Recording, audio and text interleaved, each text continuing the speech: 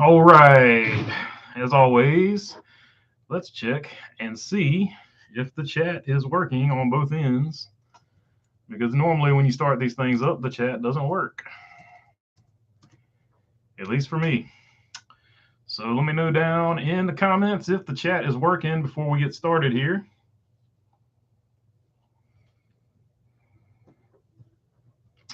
Not seeing anything, so it's not looking good. Oh, hey, there we go. It's working. Rich, what's up, man? Rich, I like your profile picture, man. I got the same microphone there, buddy.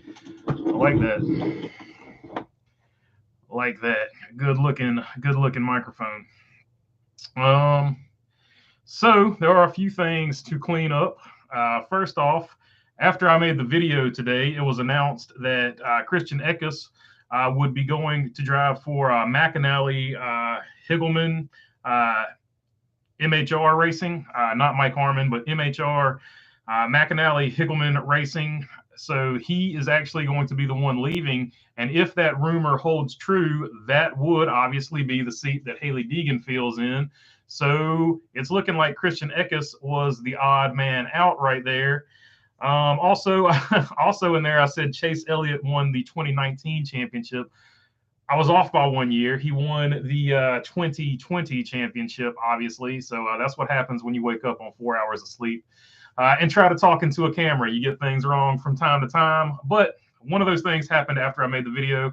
The other thing happened because I'm a moron. So that is that. So cleaning that up. And also it was announced today. Joe Gibbs Racing is going to announce their full Xfinity lineup on Thursday, but they went ahead and announced today that Sammy Smith will be driving the number 19 in the Xfinity Series, the Pilot Flying J in the Xfinity Series. So that is going to be Sammy Smith. He will get, I forget which meandering he gets, but it was the same one that was the, or Mindering. I don't know why I said meandering. Mindering, same crew chief that Brandon Jones had. Yeah, same crew chief as Brandon Jones. So he should be in good shape over there. Sammy Smith, a great talent, so that's big news. I'll make a video on that tomorrow. But that is all the stuff that we can talk about today, and whatever else you guys want to talk about, let me know down here in the chat. Of course, as always, your chat is welcome. So let's start with them right now. Rich L, what's up? Going YOLO on the baloney field here. Stupid Roofer, what's up? Bumblebee, what's up? With the Ric Flair hello. Woo! There we go. One wise guy. He's got his tank top. How's it looking, one wise guy? Do you like it? Is it pretty good? I haven't test ordered a tank top yet. So let me know if they're any good. There are no excuses for Deegan. This time, if she underperforms at ThorSport, it should be over with the Hailie Deegan experience, says Molten Rage.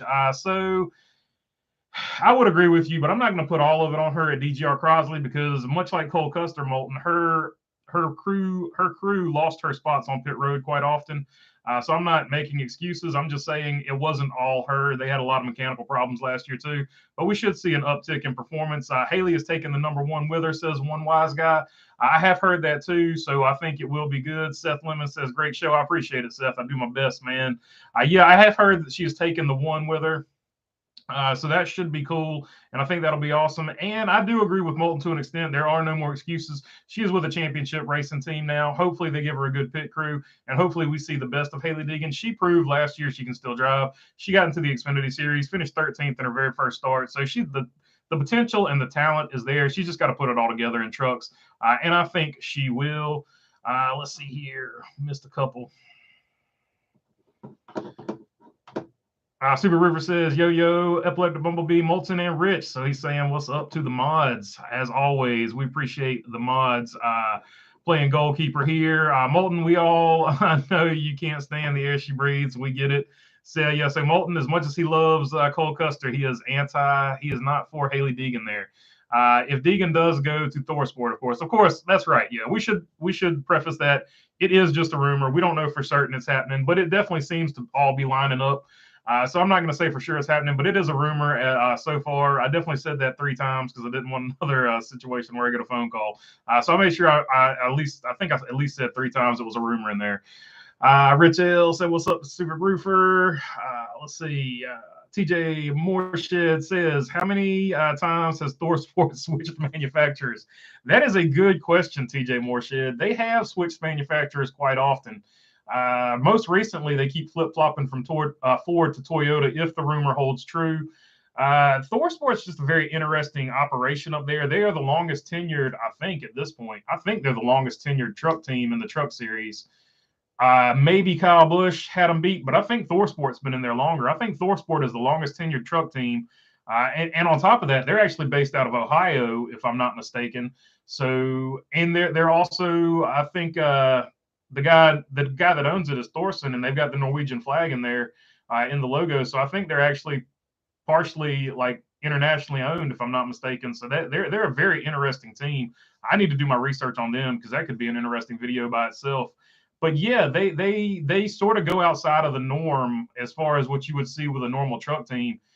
They're not based out of Charlotte. They switch manufacturers quite often, and they've been in trucks the longest and have not made an attempt to move up to Xfinity or to the Cup Series. They seem to be very happy in the truck series. So they're a very unique operation, and I kind of like to see it. I think it's really cool, and I think Hailie Deegan will have her best opportunity going there, obviously. And obviously they have already won a championship with other drivers too. So and no matter what you're driving, right? Because I think Matt Crafton won his in a Ford, did he not? And then this year they won it in a Toyota. So definitely good stuff over there. So this will definitely be her best opportunity. Let's see. Slow Turtle says, what? I don't know what you're saying what about. Bumblebee, I am not here we go. Molten Rage. Bumblebee, I am not a hater of her. I am just being critical. Like, if she underperforms, it should be one and done. You can't underperform in the best truck equipment at Thor Sport. Well, so far she hasn't underperformed at Thor Sport because she hasn't raced over there yet. So we'll have to keep an eye on that, and we'll see what happens. But I agree, she's got to at least be getting like top 15s and top 10s over there because it is good equipment. So she's got to step her game up. And like I said, it wasn't all her fault at DGR, in my opinion. They had some really bad pit stops over there. Much like Lane Riggs had bad pit stops over there where he was racing for Stuart Friesen, whatever they call that. Stuart Friesen owns it. I forget what it's called. Halmar Friesen over there at Halmar Friesen. Seth Lemon says, Eric Estep thinks so. One wise guy.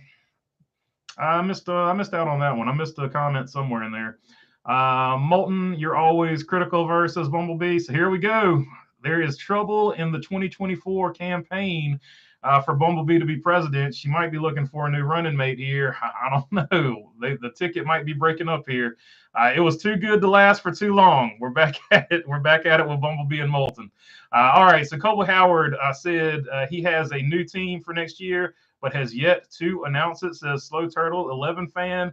So that would lead to speculation. Obviously, it's being announced Thursday, the JGR Xfinity Series stuff. So could that be where Colby Howard lands? That's a fair question, I believe. So definitely could be something to look at. Also, I forgot to mention earlier in my notes, Rajah Caruth has signed with Petty GMS. That really strengthens Petty GMS over there. So they're going to be super solid going forward in trucks and in Cup. I really like that signing. I think Rajah Caruth probably could have been moved up last year. Really, the way he did really well in ARCA, in my opinion. He's got the talent. I've seen him race late models. The guy's got what it takes to win. So I think that was a good move by Petty GMS as well. Stupid Roofer, Molten been sitting on that comment for a while. Apparently he's been holding it in. Rich L said, I've got a Mark Martin number 6 Win Dixie t-shirt coming Friday. Oh, that's awesome, Rich L. Did you find that on eBay, or are they doing like reprints of one? Because I've got an old Folger shirt that's pretty cool, but it's from a company that no longer exists, so you can't get them anymore, which is a bummer. But yeah, if they make another number 60 Win Dixie, that was like the car back in the day in the Busch series. That thing was unbeatable. Yeah, so if it's a reprint, man, I might have to go get me one of those. Mark Martin has never really had a bad paint scheme either. That's pretty unique among race car drivers. He's never had a bad one that I can remember. I'm sure I'm wrong. Somebody will point out an ugly one he had. I'm not even a big fan of her, but my God, can we talk about her positively for once? Says Bumblebee replying to Molten. So there we go. Let's see. I tell you what, that sounds like a poll question right there. Let's start a poll. Is what are you going to go with? Overrated? Let's go overrated. Let's go overhated. No, we'll go overrated because I don't think she's hated at all, really. Not by a whole lot of people. Let's ask the community. All right, there we go. Is Hailie Deegan overrated?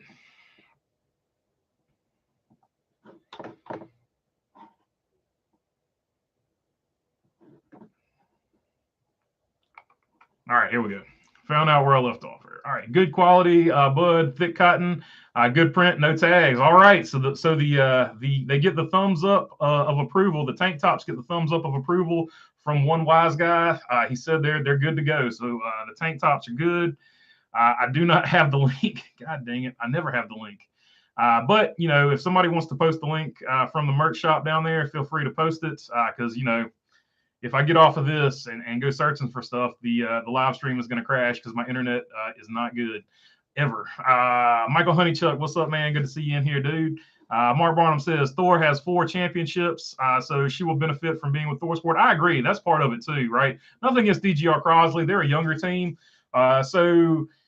But getting with a championship truck team, a team that's been there for a longer time, she's going to have her best opportunity to improve and be good there. And even though she had a really good crew chief in Jerry Baxter toward the end of her run with DGR Crosley, did they have enough time to gel and mesh? I don't think so. So as long as she's with a good crew chief, you know she's with a good team. The crew chief driver thing is a really big deal. It doesn't matter what team you're with. Even at Hendrick, you saw Casey Kane. Casey Kane tore it up in the Dodges. He got to Hendrick, and he just never had the crew chief relationship that really worked for him over there. So you didn't see his absolute maximum performance at Hendrick, but you did see it. So I'm just bringing that up, not saying she's going to be as good as Casey Kane or anything like that, but it's a very important thing. So even when you're with a good team, you just got to have everything working. It's a team sport.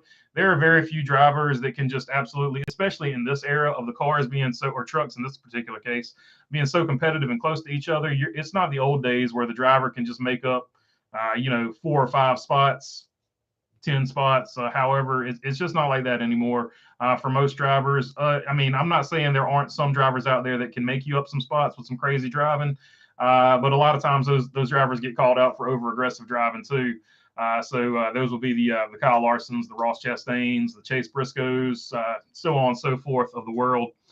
There's very few of them out there. So I think we will see what she can do this year. I think it's going to be a positive thing for everybody. Slow Turtle, WDYM paired up with Zane. Yeah, Zane has even announced his how many cup starts he's going to make next season as well. I need to get on that story also. Front Row Motorsports has 1 truck, that's for sure. And I think Front Row Motorsports is going to be solid. And it's going to be interesting too because they were helping out DGR Crosley, or I felt like they had an alliance at least. And now DGR Crosley has become Tricon, and they're racing Toyotas. So it'll be interesting to see what Front Row Motorsports has for them next season. I think that's going to be really cool. Stupid Roofer says she's going to have a mess season. I don't get the hype. Maybe 20th average finish. Maybe the hype behind Trevor Bayne in 2011. So the hype behind Hailie Deegan is she is Brian. It's 3 things. Okay, one is she's Brian Deegan's daughter. Brian Deegan has a huge following. Brian Deegan was the absolute man back in the day until Travis Pastrana came along, and then it actually kind of boosted them up because they had that rivalry. So the Metal Militia, that's Travis Pastrana. That's the background she comes from. The other hype is she's a girl race car driver, and she's a really good girl race car driver because she's won races and everything until she got into the truck series.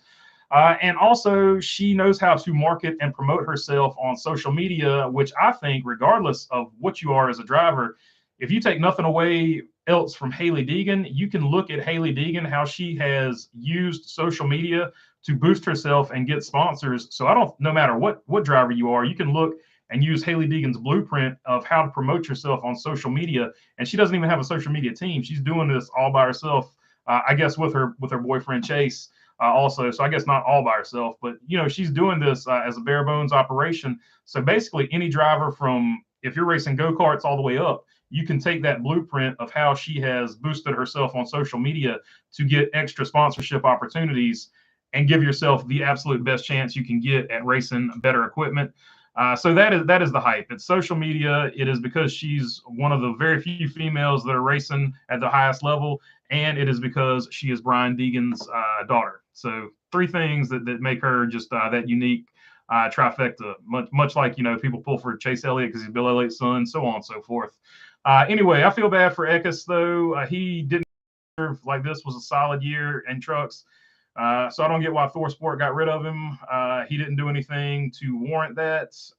Well, if it holds true, and if the rumor holds true, and it is active, I will tell you why they got rid of him, because Hailie Deegan's probably bringing in enough money to fund multiple trucks, would be my guess. So it is what it is. Bumblebee has been up since 4 a.m. She has worked 26 hours the last 2 days, came home and parented too. She might be a little bit grumpy tonight. So, all right, Bumblebee, working on low sleep. I feel you. Welcome to my life too, except I don't have to parent. Yeah, got that going for me. As far as getting maximum sleep, let's see. I don't have to fight to put somebody to bed. That is a struggle in itself, I hear. Rich L says, I'm calling Denny Hamlin. My packages from FedEx are late. So that's an interesting point. I actually saw a Denny Hamlin FedEx commercial. So it could be that the new marketing person is with Denny Hamlin on that, and he might be going the other way. So they might be following the Frederick Smith model and just sticking through this bad run. So FedEx might be with them. I still don't know for sure that FedEx will be there for the full season like they have been in the past. But if I had to say so now, I'd say FedEx is probably going to stick around. I think they're just going to ignore the market share loss and just continue to keep trucking until they can't keep trucking no more. And I'd like to be clear, it's a market share loss. It wasn't a profit loss. They still posted a profit. Rich L said it's on Mark Martin's website. Let me look it up and I'll put it in the chat. Sounds good, Rich L. Appreciate it. I think he signed with GMS, not Petty GMS, Delmar Kaufman. Yeah, that's a good point, Delmar Kaufman.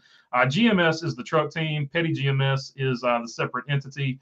I'm going to transpose those all the time, and I especially transposed it because he was talking with Jimmy Johnson when they made the announcement, so I just immediately went to Petty GMS. But you're right, Petty GMS is separate from the GMS truck team, which is a little bit weird, but I guess it is what it is. Petty GMS is going to be BA in Cup, says Stupid Roofer. I agree with you. I think they're going to be super tough next year. I think they're going to keep building and adding on. They just keep getting better and better, in my opinion. Not everybody sees it like that, but that's how I see it. If you want to vote on the poll, is Hailie Deegan overrated? It is in the chat, so feel free to vote on that. Rich L said currently right now 58% are saying no, she is not overrated. Okay, so his son Matt's doing all this for him. He's taking old photos and putting them on the T-shirts. They look pretty bad to the bone. Said Rich L. And Matt was a pretty good quarter midget racer back in his day too. He was on a Wheaties box, if I'm not mistaken, or maybe Wheat Thins or something like that. But good to see he's back in the game, helping out his dad. No problem. Moltbray says, I swear the 98 truck from ThorSport cannot keep a driver more than 2 years. I don't get it. Grandenfinger was great in trucks. He was removed. Now Eckes gets removed, even though he was good. Well, if I had to guess right there, Moulton, I would say the 98 is probably their paid truck seat. So whoever has the most money or can bring the most sponsorship probably gets that 98. Every multi-car or multi-truck in this situation organization usually has one paid vehicle, and that appears to be the paid vehicle, in my opinion. But I mean, that's just a guess. I don't know how they operate over there. I read an article last year. Camaro 50 says, I read an article last year. The reason ThorSport switched back to Toyota is because they got zero support from Ford Racing. Now they're switching back, ? That's what we don't know, Camaro. It's just a rumor at this point. So we don't know for sure, but it seems to be lining up with what everybody that is promoting that particular rumor is saying.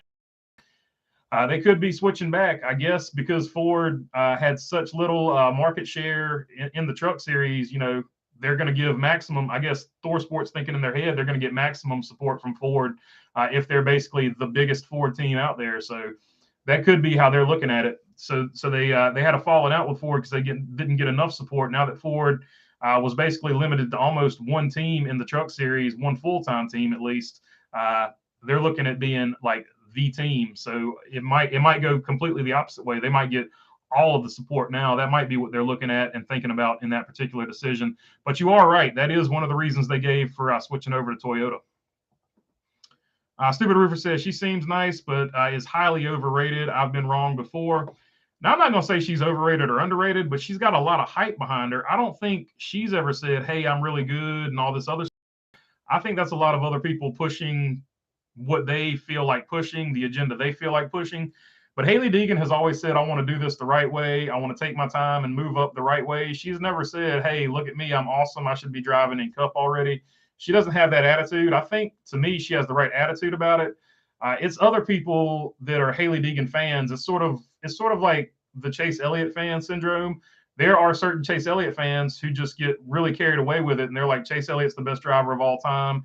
And if you say anything otherwise, they go off on you. I feel like Hailie Deegan has so many fans. Like you look at her following on YouTube. I think she's got more. I think she's got more subscribers than Dale Jr. does on YouTube. The entire Dirty Mo media. So she's obviously got just as many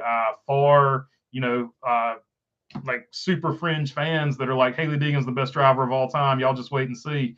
So I feel like that's actually what's pushing the hype behind it more than anything. It is the fans or fanboys, whatever you want to call them, simps. It could be that. So let's see. Bumblebee says, I don't think we can call anyone with one Xfinity a race under their belt underrated. Trucks are not a gauge of talent in a car. Wait and see what you get first. All I'm saying about that. See, I agree. She just hasn't had enough races in anything, honestly, for anyone to say she's either going to be good or bad. The potential is there because we've seen her win in things, and we've seen her run good when something bad doesn't happen in the Truck Series. We've seen her run good in an Xfinity Series car.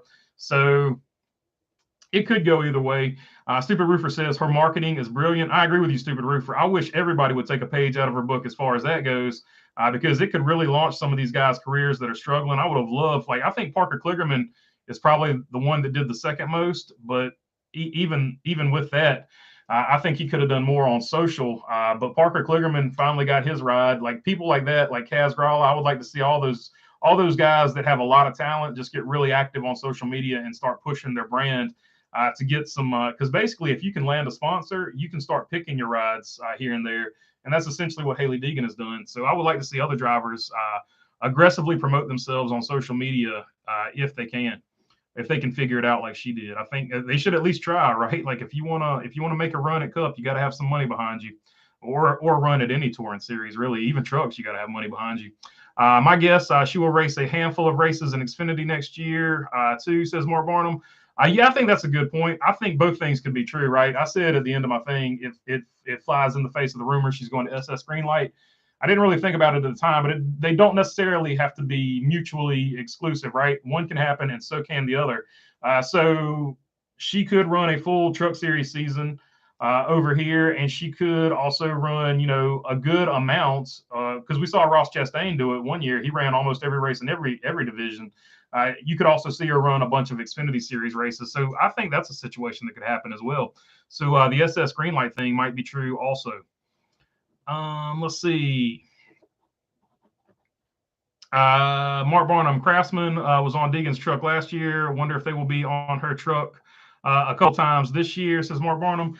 Well, I think when they first came in to the Truck Series, I think they did sponsor a truck, and we've actually seen that in the past too. We've seen Monster, the Monster Energy Series, they sponsored a Monster car, so I don't think Craftsman would have a problem being on her truck a few times next season as well. So I don't know. I don't think it'll change anything. They'll probably stay with her. She's good at promoting products, so I think she'll be good on that. MCVP says rumor on number change at Hendrick Motorsports. I don't know. I haven't heard of the 48. And then down here he says, is the 48 going to GMS? As far as I know, from what I've heard, Chad Knaus wants to keep the 48 because he's attached to it. At least that's what I'm taking from some of the comments he's made. So I don't feel like Chad Knaus wants to let it go. That being said, who knows? At the end of the day, Rick Hendrick has the final say on it. But if the 48 goes to Petty GMS, I wouldn't be mad about that. I think that would probably be the best thing that could happen. Because even though Jimmy Johnson won 7 championships, when I think, and it's just because I'm older, but when I think of Rick Hendrick, I think about the 5 and the 25. And that's the only 2 numbers I really think about. So the 5 and the 25 being there, I feel like and the 24 obviously with Jeff Gordon. But I just associate the 24 with Jeff Gordon more so, oddly enough, more so than I associate it with Hendrick. But when I think Rick Hendrick, for whatever reason, the 5 and the 25 are the two numbers that pop into my head, because those paint schemes with Jeff Bodine, and yes, I know I'm old, so go ahead. But Jeff Bodine and Tim Richmond in that Folgers car and that Levi Garrett car, and even Ricky Rudd in that number 5 Tide car, I just associate the 5 and the 25 with Rick Hendrick, even the 25 when Ricky Craven and Wally Dallenbach drove it, the Budweiser 25. I just associate those numbers with Hendrick. But Hendrick has never really been in love with a number. They've had the 17 at times.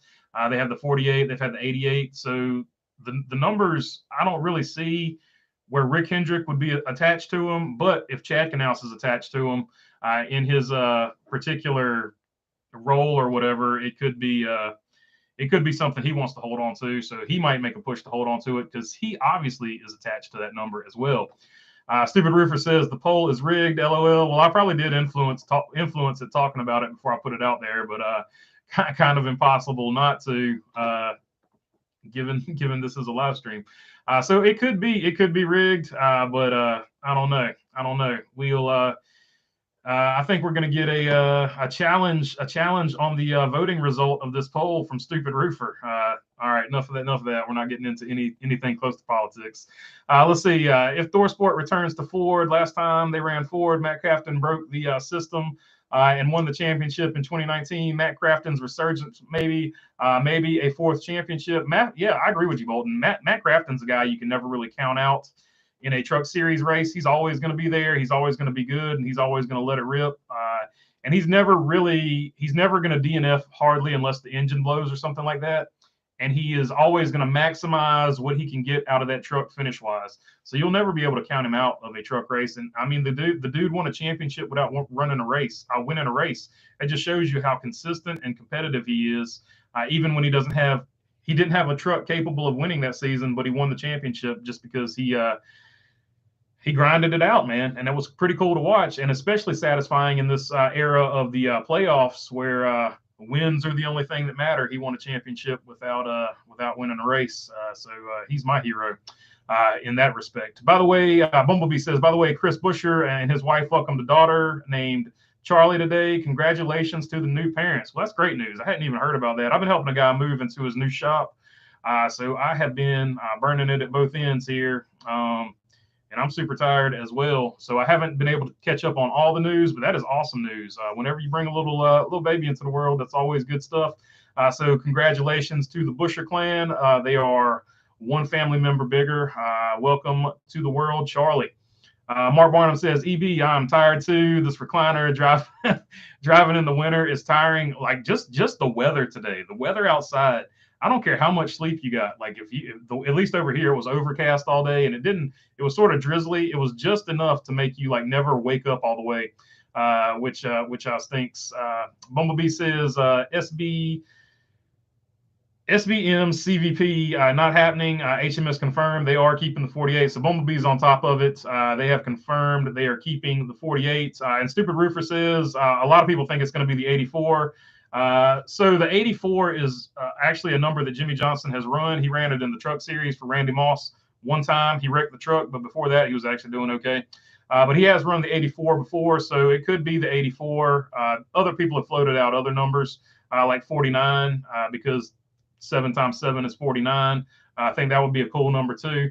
I plan on running the 84 myself, so I'm hoping he picks a different number other than 84, but that is just that's just my world, my own little world that I live in. People are critical of Deegan due to the fact that she has backing, but look at how many get a golden ticket to that have daddy's money and nepotism. I mean, yeah, you could probably look at half the field that fits into one of those categories there. So it is, and that's something I've always pointed out, Speedway Anywhere. You have, on one hand, you have Chase Elliott and Dale Jr., and then on the other hand, you have Austin Dillon and Hailie Deegan. And for whatever reason, Austin Dillon and Hailie Deegan get hate for it, and Dale Jr. and Chase Elliott get a pass on it. And it's just the way it is. There's no rhyme or reason to it. It's just the way it goes. Stephen Roofer says Simps. Yep. I agree with you. I coughed that one out earlier because that is a part of her fan base that is very annoying. Let's see. I miss Joanna Long. That lady could drive, says Stupid Roofer. She had a good following. I felt like I don't know. She just up and quit like out of the blue one day, and like she just fell off the face of the planet, and you really never heard anything from her again. Molten Rage says Stupid Roofer, same, but she's our hometown girl. She lives in Pensacola. My parents used to live there, and she had a lot of talent. I don't think she'll return because she is a mom now, but I miss her. So, yeah, she has a pretty good fan base. And Molten Rage, to be fair to Molten Rage, he does talk about her quite often when he chats with me on the side. So, yeah, he is definitely a Joanna Long fan, and she definitely has a solid fan base. We don't know what happened to her. Why she decided to quit or anything, but she definitely had a lot of talent. So you can't take that away from her, no doubt about it. Aaron Flynn says, so with Menards to JRM, with Jones, Menards, possibly with Busch for the Indy 500, is this the rise of RCR with Kyle in the 8? Well, it could be because he just got his first, I think it was a Trans Am race they were racing in. But him, Austin Dillon, and Sheldon Creed combined in the number 3 Camaro. Bass Pro Shops combined for a win. So he already has his first win with RCR. And don't forget that ECR also powers the Cadillacs over in the IMSA, and they're also going to race the Cadillac at Le Mans. So they build the engine. They build the engine for them too. So I think RCR is on the rise all the way around. No doubt about it. I think they get just as much factory support now from Chevrolet and General Motors as Rick Hendrick and all them do. I think it's all. I think you just throw a blanket over it now because I feel like the Hendrick RCR alliance, building engines at least, is so tight. And even they've been sharing notes. It was leaked, or somebody said something about it. It's actually been leaked that they're sharing notes on other stuff too, as far as setups. So they actually were sharing notes on setups, and all of the road course setups this year actually came from RCR. So that's where Chevrolet's road course setups came from. One wise guy says, I met Haley at Sonoma 3 years ago. She was nice and very approachable, signed autographs, and took the time for pictures before a driver's meeting. It was when she was ARCA West racing, though. So that is a story I hear from. I've not met her in person myself. But that is a story I hear a lot of times. One wise guy, every person that I've talked to that has met Haley Deegan has had nothing but good things to say about her. They say she always spends time with the fans. She always autographs. She takes as many pictures as she can. They said she is really good at just chatting and communicating with fans. And I think that's a really positive thing that you can say about drivers. And I'll tell you, just because I'm bumping her up, I want to bump up some other drivers I've seen do this as well. Chase Briscoe, I've seen Chase Briscoe go out of his way to be nice to drivers. I've seen Joey Logano, nice to fans, I'm sorry. I've seen Joey Logano go out of his way to be nice to fans. I've seen Ross Chastain spend a lot of time talking with fans. Like, not only was he signing autographs, but he was talking with the fans too. I've also seen Brandon Jones. Brandon Jones, as rough a weekend as he had at Martinsville that day, with all the controversy, he walked out of Martinsville and was just as nice as he could possibly be. Like, I don't know if I could have had that good of an attitude after a day like that, where something like that happened, but he was as nice as he could be, signing autographs, shaking hands, smiling at people, still wouldn't answer any questions about his teammate at that time, and just kept smiling and just wouldn't answer the question, but was just as nice as he could be in a situation like that. So those are all drivers, and there's many more, but those drivers stick out in my mind as drivers I've seen go above and beyond for the fans. So that is not a unique story. I can pretty much, from the people that have told me that, I feel like Haley Deegan is super nice to the fans, and so that's always going to be a bonus thumbs up in my book on the positive side for any driver. Alex Bowman confirmed the 48 is staying at Hendrick Motorsports, so the 48 is staying. Haley's fan base comes from she's an attractive young lady. Firstly, she feels like she got mad skills, but just needs to be in the right equipment to hone them in. But her fan base comes from a lot of guys. That is a fair statement. There's a lot of guys that have a crush on Haley Deegan, and so they're going to say whatever they can say in the comments. If anybody says anything remotely critical of her, and it's not going to be always the nicest thing. And just when you see those comments, just either ignore them or be like, I hope she read that, bro. So that's all you can say about it.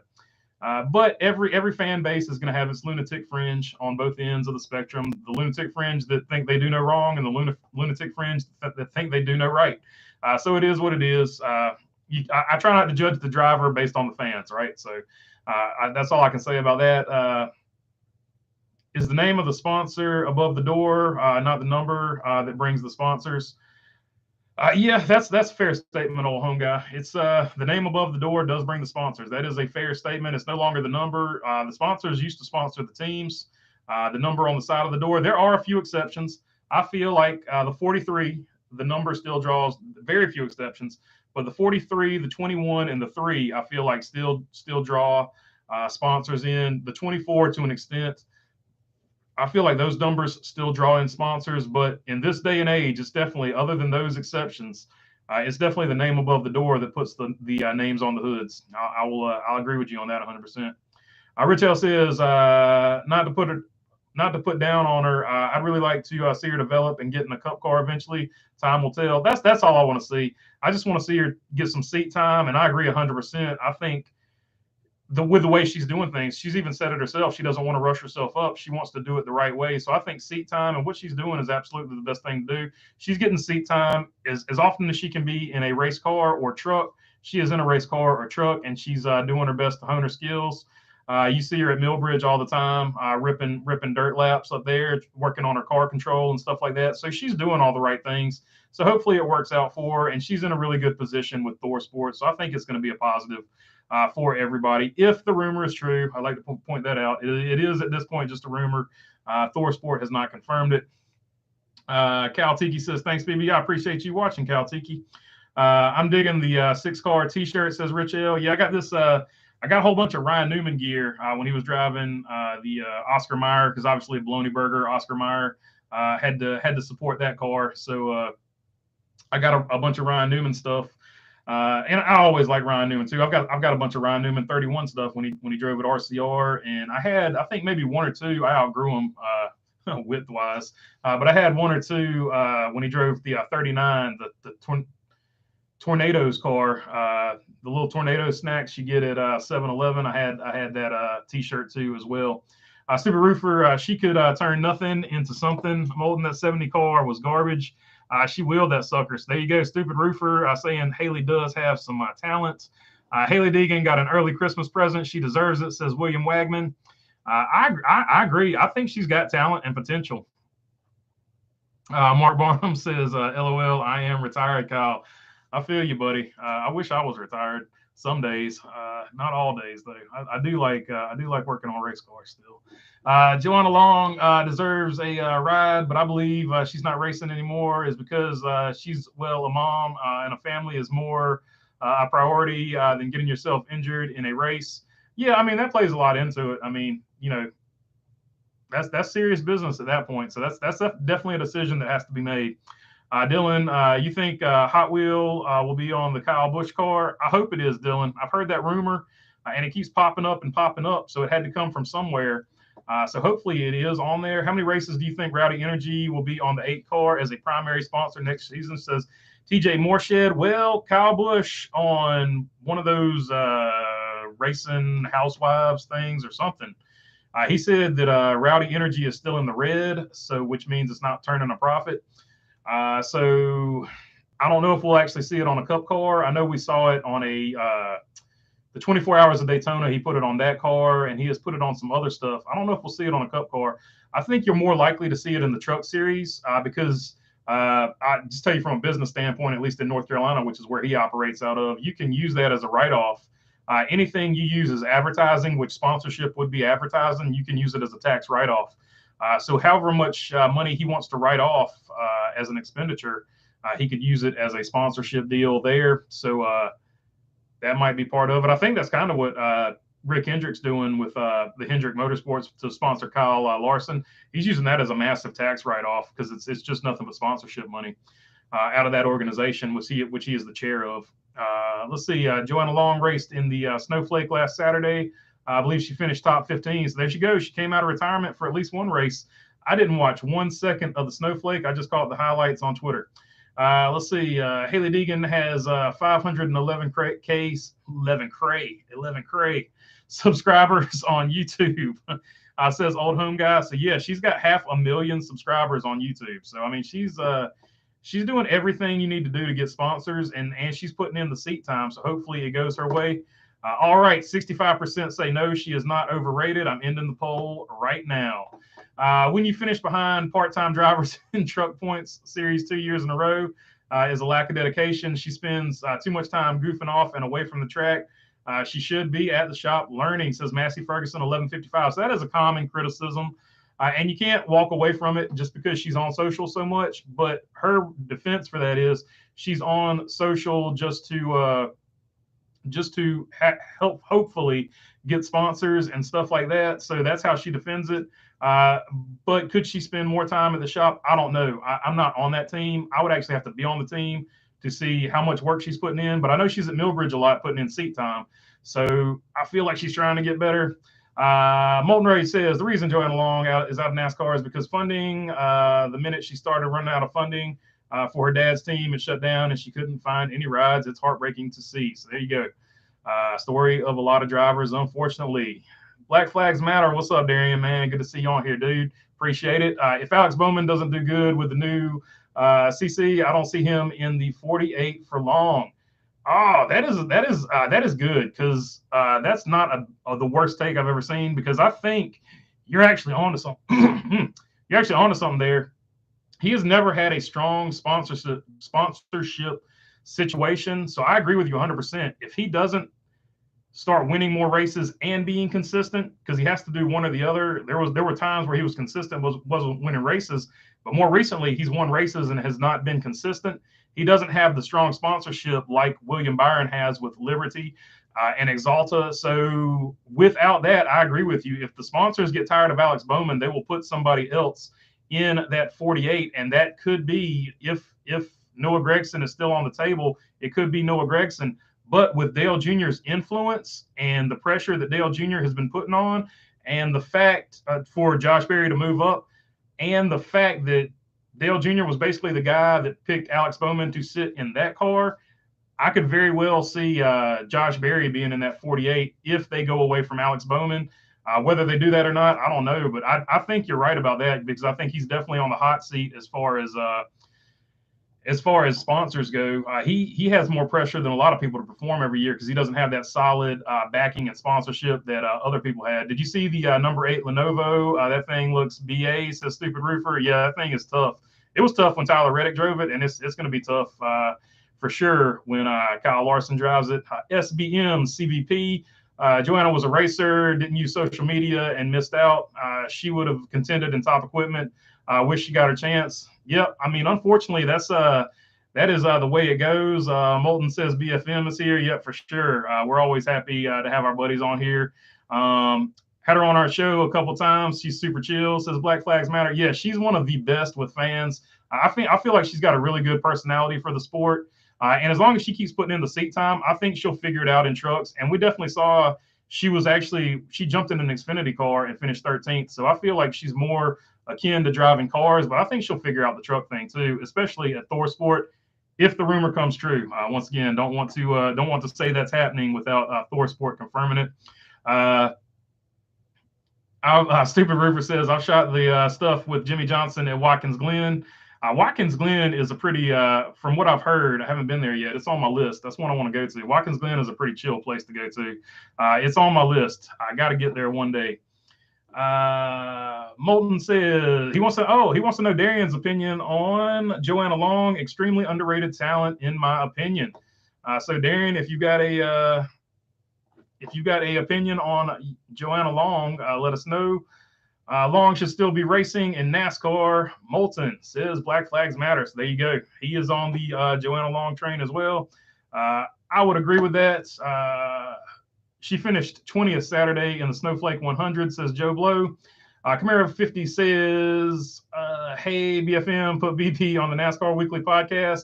He has before, so he definitely did. So we appreciate that. Looking out for us like that. But yeah, anytime, I'm down for it for sure. He's a good dude. Old home guy says Haley had a deal with a bad person that was looking at her too much.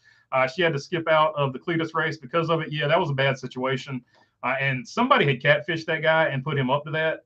So the whole situation was just bad. Terrible, terrible situation. Charlie Palmer, I'm an old Brian Deegan fan. So it's cool to see his kid. Yeah, that's part of it too. Like that's the part of it a lot of people don't miss. They're like, I don't understand why she's so big. That's because they missed out on that generation. Brian Deegan and Travis Pastrana at one point were like the biggest thing in the world. And that comes from somebody who didn't even watch like motocross or whatever they were doing, Nitro Circus. Like I didn't watch any of that stuff, but I knew who Metal Militia was and who Brian Deegan was. And I knew who Travis Pastrana was before he ever raced anything outside of dirt bikes and stuff like that. So at one point in time, those guys probably like, I don't know, 2004 to 2007, they had it going on. Two Penny Puppet said, if Thor OS is based in Ohio, do you think she'll have to move, or do all the teams have garages in Carolina? That's a good question. I'm pretty sure she won't have to move. She's probably like every other race car driver. They've got a motor coach that they basically live out of, whether they rent it or own it. But that's probably more or less when you start touring, that's what you live out of most of the time anyway. So I'm pretty sure that's just how it'll go down. I'm sure they have some type of shop in Mooresville for the team meetings and stuff like that. But it wouldn't be one big deal one way or the other because they're just going to fly her in no matter what. So she would fly from whatever the race is. You fly into Ohio for the Tuesday or Monday meeting, whatever day they do it. And then, after that, you're just doing sim work for whoever you're driving for, whether it be Ford, Toyota. You sit in the simulator, you get your setup. They take your setup, put it up underneath the truck, and that's what you have to race the race. From what I've been told from people that have done it. So Bumblebee, we need to get up more votes for me being on the podcast there. I'm going to try to skip over those. Let's see. I think it's a great idea. Massey Ferguson, I think she has some potential but lacks dedication to racing, says Massey Ferguson. That's a comment that a lot of people make. I don't see that. I think she's hustling to get sponsors. That's the way I see it. But I see where other people could see it and be like, she's just goofing off on social media too much. She's not being serious about racing. You got to have money to. It's a double-edged sword, right? You got to have money to race, so you got to spend that time on social media. If you don't, it's like you're not going to have money to race. Like if you spend all your time dedicating being a race car driver, you have to split it one way or the other. You can't just spend all your time trying to learn how to be a really good race car driver and ignoring trying to get sponsors. And you can't just spend all your time trying to get sponsors. You have to find this middle ground. Unless you're just super lucky and happen to know somebody that's like, hey, I believe in this guy or this girl in this situation. I'm going to roll with them. And you don't ever have to worry about sponsorship. Like every once in a while, you'll see a situation like that with like Smithfield with Eric Almirola. They're like, hey, we believe in Eric Almirola. As long as Eric Almirola is your driver, we will sponsor you. You saw him go from Petty GMS. They took him where Rich Petty Motorsports at the time. They went from there all the way over to Stuart Haas, and they just stayed with him. And even when they left, that was like a big kerfuffle with Richard Petty because he thought they were signed with Richard Petty, and they were really signed with Eric Almirola. It became a whole thing. It got ugly, but they sorted it out, and they're on good terms now. SBM CVP says, what about Josh Berry? Solid guy, opposite of attention Deegan gets, but so deserving. Hope he gets what he deserves, the blue-collar favorite. I agree with you, and don't get me wrong, we got our butts kicked. He's super talented. We got our butts kicked by him in the Cars Tour, both full-time seasons that we raced in the Cars Tour with Craig Moore. We did beat him one time at South Boston, though. I'd like to point that out. But what Josh Berry has going for him though is Dale Jr. is one of his friends, so it's not like Josh Berry doesn't have anything going for him as far as people picking up sponsors and getting sponsors for him. So he's one of those people, like I said, he's almost lucky in the sense that he's got somebody looking out for him like that, so he doesn't have to go on social media and do stuff like that. And that's what I'm saying. You got to find that fine line. I think Haley Deegan, in some ways, by not hiring a media team and her doing it all by herself, I do think that takes up a little bit more time than other people doing it. So I think at some point she would be better suited to hire a manager to sort of wrangle in some of this stuff, sort of limit your appearances. And the only thing I can equate it to is I used to be a really big NBA basketball fan, and Grant Hill said one of the things he figured out was his rookie year. He was super popular. He was making all these appearances and stuff like that, and he finally figured out the next time he re-signed his contracts and stuff like that he limited his appearances no matter what. He would even take less money to limit the appearances because he was getting more wore out from the appearances than from actual basketball practice or whatever. So I think her getting a media manager actually would help her. But I think as far as her doing it by herself, up until this point, it has been good. But now you're in a touring series. That is one criticism I do think is valid. She probably could get somebody to manage her media. I think that would probably be very helpful. Rich L says being retired isn't always all what folks think. I sometimes do more now with my family things than I did when I was in the Navy and I worked in the civilian life. So yeah, it's definitely different. My mom just recently retired, and it took her a while to get used to it because she just had to figure out what she was going to do. She was so used to, going to a job, and then she had to wake up and figure out what she was going to do, what was going to be her new hobby that took the place of all the time she spent at her job. And so but she figured that out, and she has become a lady of leisure now. So she is good to go. Hi, Mom. I'm sure you will watch this at some point and tell me if I did good or bad. I would love one. Molten says, I would love one day for the 91 Cup car for Trackhouse to have Joanna Long in it for one race. I would love that just to see if she still has it. Sorry for talking about Joanna Long so much. I miss her. It's all good, Molten. We all have our favorite drivers that we miss. Nothing wrong with that, brother. Drew Chronic says, what's up? What's up, Drew Chronic? Always good to have you up in the show. Drew Chronic said, is Alex's contract up? I don't know if his contract is up yet, but I feel like he's always on the hot seat every season just because he doesn't have a really solid his sponsor has never really been solidly behind him. So if they ever fell in love with another driver and Alex Bowman wasn't living up to what he does, I could see a situation where he gets replaced. I feel like he is on the shakiest ground as far as Hendrick drivers go. So if one Hendrick driver ever got replaced out of that lineup, it would probably be him just because the other ones have sponsoring that is more secure than his.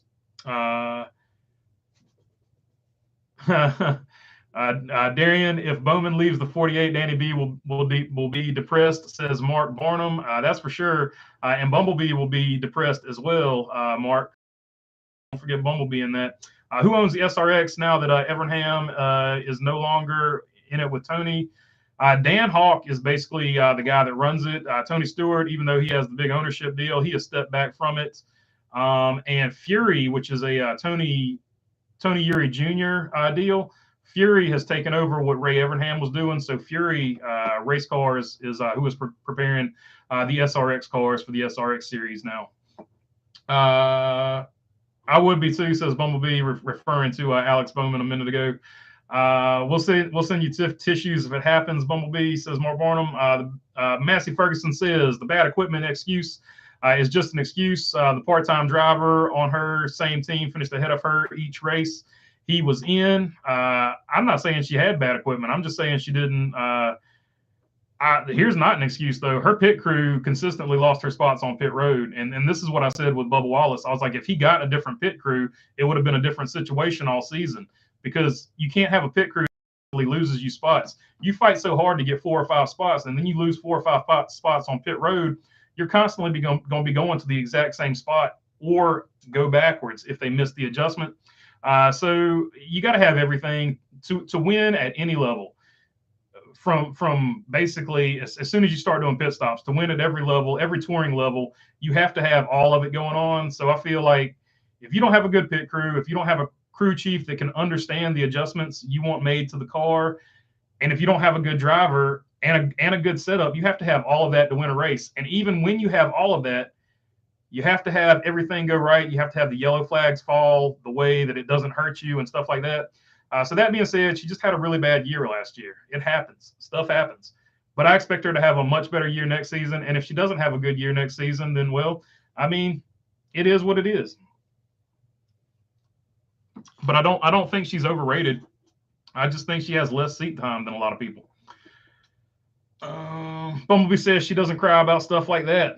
So there you go. She'll just dip and get a new driver. She says she ain't scared. Mark Skidmore says Haley is serious about racing, but I think her boyfriend is a better driver. Oh man, getting rough in the comments. So her boyfriend did win a race on at Millbridge, a race that she was in, but her car, she had like a methane fire or something. I don't know. But Chase is a good driver. He's a solid driver. So there's no need to compare. So are there better drivers in the world than Hailie Deegan? Yes, there's no doubt about it. Does Hailie Deegan have potential to be a good driver? Yes, Hailie Deegan has potential to be a good driver. Two separate comments here. I'm talking about can Hailie Deegan be a good driver? Yes, I think Hailie Deegan can be a good driver.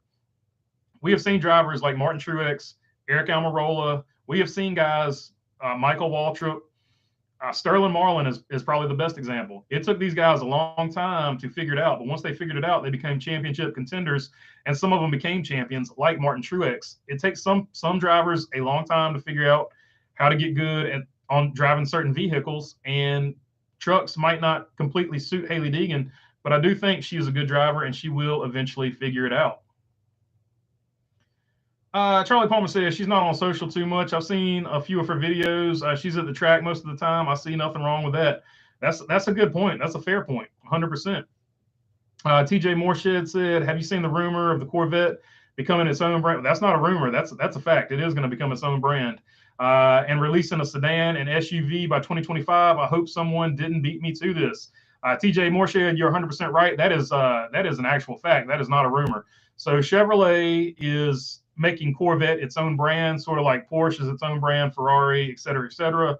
And they will have the Corvette like we see it now, the actual sports car. Then they're going to have what's called a Corvette Coupe, which is going to be a four-door saloon or something like that. But they're calling it a coupe, but it's going to be four doors. So it's going to be sort of like a sports car. And then they're going to have like a sporty SUV like Lamborghini and Porsche have. So the big question is, with Chevrolet not necessarily having a car, are they going to run the Corvette in the Cup Series with Corvette being its own brand? That remains to be seen. That is the part I don't know about, because I feel like Chevrolet has said they're coming out with a four-door car. So I think whatever four-door car Chevrolet comes out with, whether it be electric or whatever, is going to be the car that they run in the Cup Series. So, but that being said, it could very well be the Corvette that they run in the Cup Series. That would be good branding for everybody. So I don't know. You could see, it could be a situation where you see the Corvette run in the Cup Series, and then sort of like what Toyota does, and then whatever coupe that Chevrolet makes, they run in the Xfinity Series. Sort of opposite of what Toyota does, where they run the Supra in the Xfinity, and then they run the Camry in the Cup Series. But it will be interesting to watch. That will be something to watch for sure. Let's see. Josh was Final Four, his first full-time season in Xfinity. Oh yeah, Josh Berry's the man. Drew Chronic, you don't have to tell me, man. Like when we were racing Cars Tour, we literally showed up, and every weekend, if we're myopic, we're focused on our team, but every weekend I felt like either Josh Berry, Bobby McCarty, Pete McCaskill, Lane Riggs, I feel like one of those four won the race. And then on the super late model side of things, it was either Matt Craig, Jared Fryer, or Bubba Pollard. Or Sammy Smith were winning races over there on the super side of things. So yeah, you don't have to tell me that dude's good. There's no doubt about it. He's good. And everybody in late model, Lee Pulliam was also another one that won races in late model at that time before he retired. When he was running those he ran one or two seasons in the Cars Tour. So yeah, he's definitely good, no doubt about it. Hailie has two guys hired to do videos and editing. Good, that's good. She's stepping away. She's giving away some of that responsibility to free up some free time. Mike Skidmore, so that's good. That's a positive move in my opinion. I wish I had somebody to edit my videos. They might actually be good for once. Just turned 65 here, boss. No plans to retire. If I did, I'd probably spend all my time making shine and sampling the product too much, says Beast 1624. So yeah, there you go. I used to make my own beer. I made a Russian Imperial stout that was pretty good. And then I made one, I forgot what I was making, but the air channel, what do they call that thing? The air vacuum got blocked up and it exploded and about punched my roof out, or at least the drywall part of my roof. It was a pretty disgusting thing to clean up, and that was the last time I made beer. I made about I made about 6 to 10 carboys before that finally happened. I did figure out a way to make a bigger airlock, but after that, after cleaning up that mess, I was just like, yeah, I'm over it. So I did used to make my own beer though back in the day. Back when I was younger, I had a lot more energy and was a lot more into drinking beer. Says the guy with the red solo cup.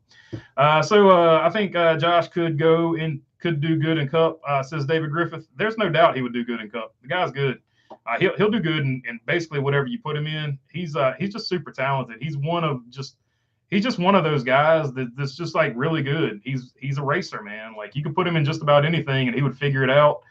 The things he does in a race car are just different than what a lot of other people do in a race car. And there's a lot of guys out there like that don't get a shot. So that's kind of what we're talking about in a sense, I feel like. Like I said, I'd love to see Bobby McCarty. I would have loved to see Deegan McCaskill.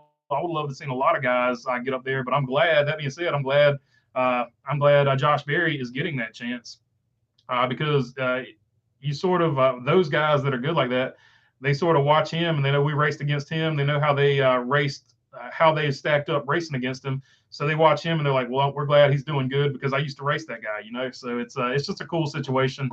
Most people in late model pull for guys that came from late models, even if they had beef with them back in the day. Stephen Nasse and Ross Chastain put on some epic battles. Ross Chastain is in Cup now. Stephen Nasse is still racing late models and super late models.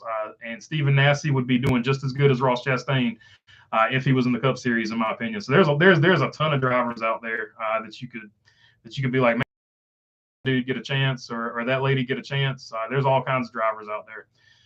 Mentioning Hailie Deegan, you've got like Gracie Trotter out there. I'd love to see Gracie Trotter get a chance. Brittany Zamora, I'd love to see Brittany Zamora get a chance. There's all kinds of drivers out there I'd love to see get a chance. Let's see. Haley said something interesting when she drove the Xfinity car. She noticed you can change your line. The truck is just one fast lane. Yeah, that's because the truck is an aerodynamic brick. A lot of people have commented about this that have drove both of them. The truck is an aerodynamic brick, so it handles totally differently. And I talked with a guy that used to, he's a chassis guy. He welds stuff at one of the places that I work at, but he used to build trucks. And he said the trucks are the hardest things to build, period, point blank, no matter what. He said they're harder to build than the Cup cars back when they were building the Cup cars. They're harder to build than the Xfinity cars. He said there's just so much weird stuff you have to do to the trucks because everything about them is just totally different. And that's what I'm saying about the trucks. Yes, if you can drive anything, you will be good in trucks, like Kyle Busch. Like driving anything, but there are some drivers that are good at driving a certain type of car. And when you take them out of that and put them in a truck, they're just like, this is foreign. This is totally different. It would be akin, and it's really no different than if you jumped in an open wheel car and put somebody in a car with fenders on it. Some people will be able to drive both of them just like that. Some people will be really good at driving one, and they will have a harder time figuring out the other one. But if they spend enough time in the other one, they'll figure it out. And that's all I'm saying about Hailie Deegan. I think you saw with the Xfinity start, she's just much better at driving a car. And it is what it is. It doesn't mean you're good or bad. It just means you have a better proclivity at driving a car than you do this particular truck right now, the way it's set up. Two Penny Puppet said, I like her waist equipped truck. That is a good looking truck. I was a big fan of her Craftsman truck. I thought that was the best looking truck. And then when she did the throwback to Bobby Allison, the red, white, and blue Matador paint scheme, I thought that was a good looking truck too. Old Home Guy says, did you see Kenny Wallace race this weekend? I saw the highlights, and I saw Dale Jr. was pulling for him. He absolutely went for it, man. From the highlights I saw, at least. He's still getting it done. That guy's just a lot of fun. He's got a good channel.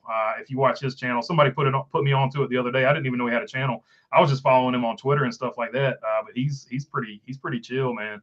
He's got a good channel. Actually, he's not chill at all, but he's got a good channel.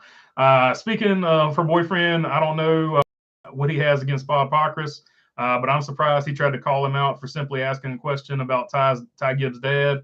That wasn't a good idea, Chase. Yeah, you never. I don't know what was said, so I don't want to say anything about Chase in this particular situation without knowing exactly what he said. But that being said, Bob Pockrass is like, he's like a big teddy bear. You don't. I don't know. You don't go after Bob Pockrass. It's just not right. Drew Chronic, Corvette is Bowling Green, Kentucky factory. That's a fact. And the Corvette museum actually was a victim to one of the famous Kentucky sinkholes in that area as well. I think the Corvette Museum is just a little bit further down. I think the Corvette Museum is over there where the racetrack's at, if I'm not mistaken. And it got a sinkhole, and they actually lost some vintage and rare Corvettes. Corvette SUV rear engine, question mark. Didn't Volkswagen and Corvair already do this, says Old Home Guy? The Corvette SUV would be a front engine, and so would the Corvette Coupe. Drew Chronic, Corvette is the new Pontiac. So there you go, the performance division. Chrome Diesel says a coupe is two-door and a four-door car is a sedan, says Chrome Diesel.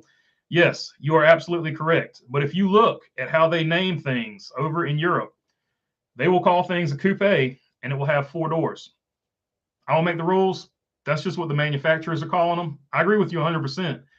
But they are going to make a Corvette coupe, I promise you, with four doors, and they're going to call it a coupe. That's what they've said.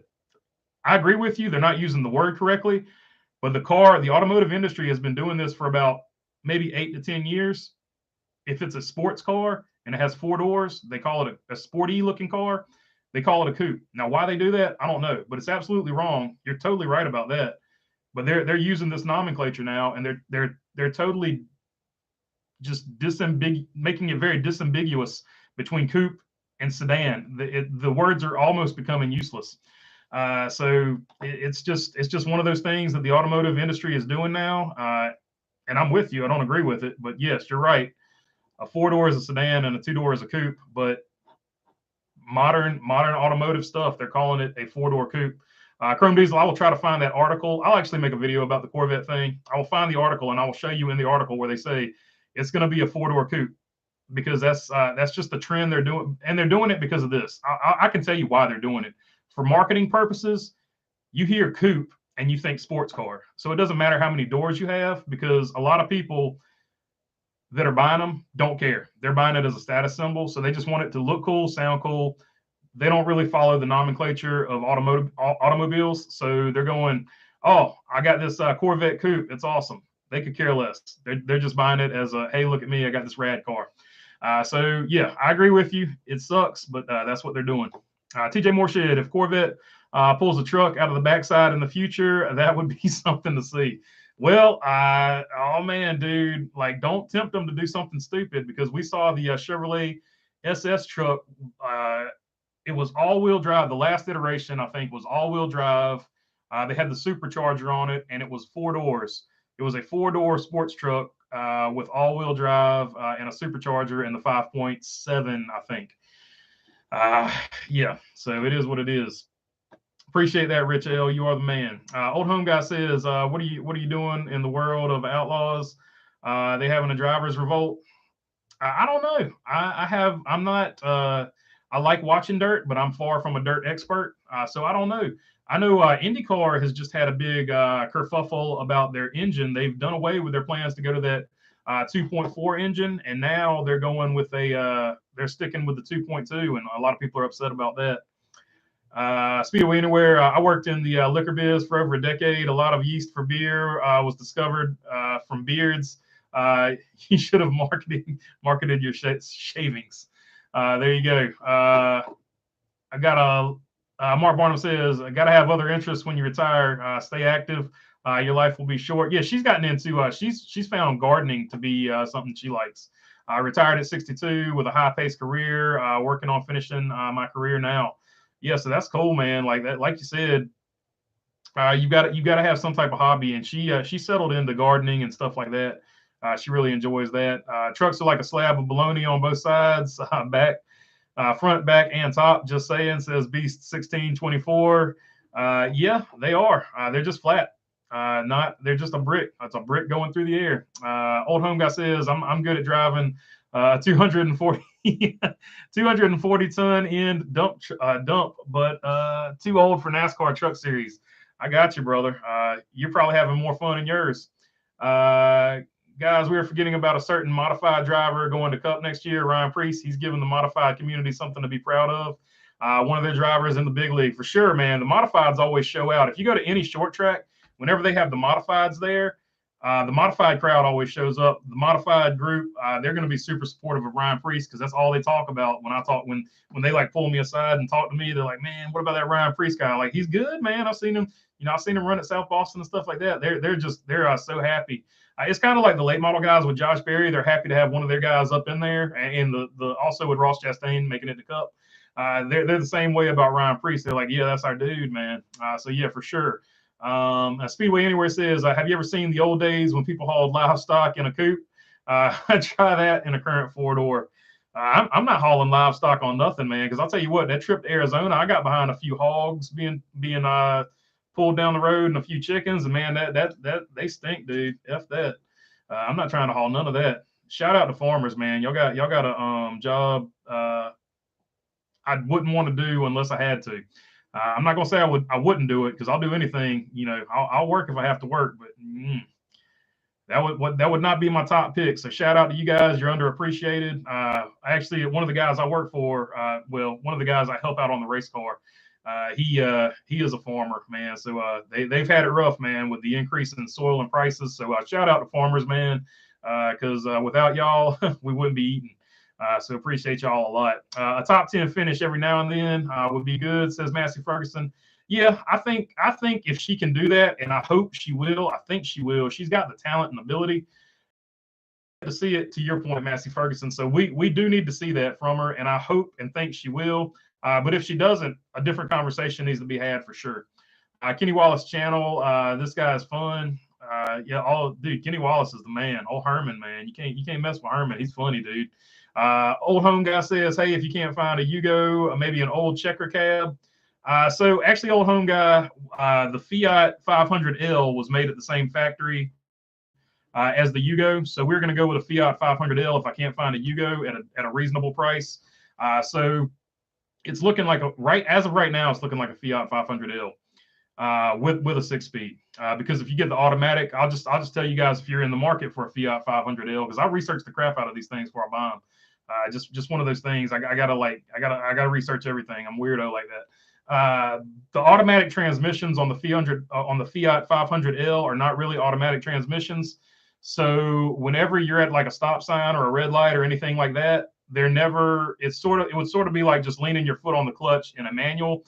And they just burn out this little plastic transfer disc or something.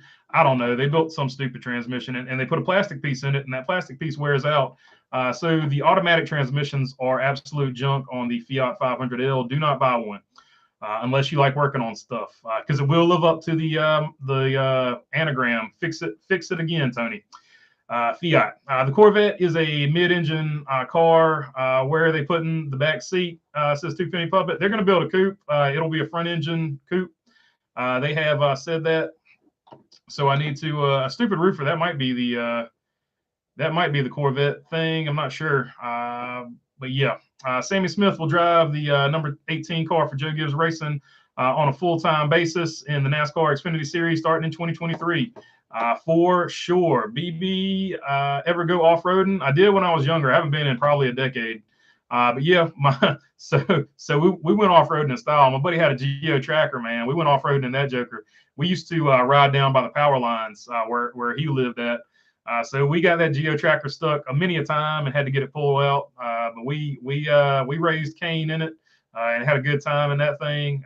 I miss good times. I miss those guys.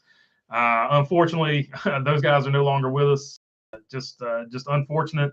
But I do remember those times, and those are some of the best times I've ever had with them. And that's what I try to tell people about getting involved with anything automotive. You make some of the best friends you'll ever make in your life. You work on these cars and you put in all this work and stuff back to you, because you'll always remember the races and stuff, but you build this camaraderie and this group around you. You'll have some of the best friends you'll ever have in your life. And you'll all hate racing and complain about racing, but then the minute you're not doing it, you're like, man, I miss racing season. So it's crazy. It's the craziest thing in the world. It's a lot of work, but it's really cool. So if you want to get into any type of racing, I think you should. And that's actually what the Fiat build is going to be about. So hopefully we'll get to that pretty soon. I think I was at 8,600. So as soon as we hit 10,000, we'll start building that thing. But I might buy the car before then if I get a good deal on one. Christian Eckes will drive the number 19 truck for McAnally Hickelman. racing in the NASCAR Truck Series in 2023. Jake Garcia will drive the number 35 truck full-time as well. Jake Garcia is an interesting choice. Jake Garcia's got a lot of potential too. I think Christian Eckes will be good too. So I think they're good there. Christian Eckes just super consistent. He reminds me of a young Matt Crafton. So I could see that. Stupid Roofer says Priest is solid. No doubt about it. I think Priest is going to get it done too. Don't be surprised. Kraus was the 19 driver and has struggled too, and was Deegan's teammate in ARCA. Wonder where he goes now. That's a good question, because that's fairly new news too. Where is Derek Kraus going to end up? That is going to be a big question, because he had that Napa backing. If he still can get that Napa backing behind him, it'll be interesting to see where he ends up. So he's going to be the one that is floating around here. Drew Chronic says Herman. Yeah, that's Kenny Wallace's nickname for those that don't know. What happened to Derek Kraus? I'm surprised McNally Higgleman got rid of him in the 19 truck. You've been with him for 3 years. Just surprising to see that happen. He was. I get it that he was just kind of underperforming. I mean, that's part of it. Like, unfortunately, it's a brutal sport, man. It's a brutal sport. Let's see, Massey Ferguson. I believe they switched HD's pit crews in the middle of last season. Same finish and same results. I don't think they switched the pit crew. They switched the crew chief, but they might have switched the pit crew. I'm usually gone every Friday and Saturday, so I will not sit here and lie to you. I can't keep up with the Truck Series and Xfinity Series the way I would want to.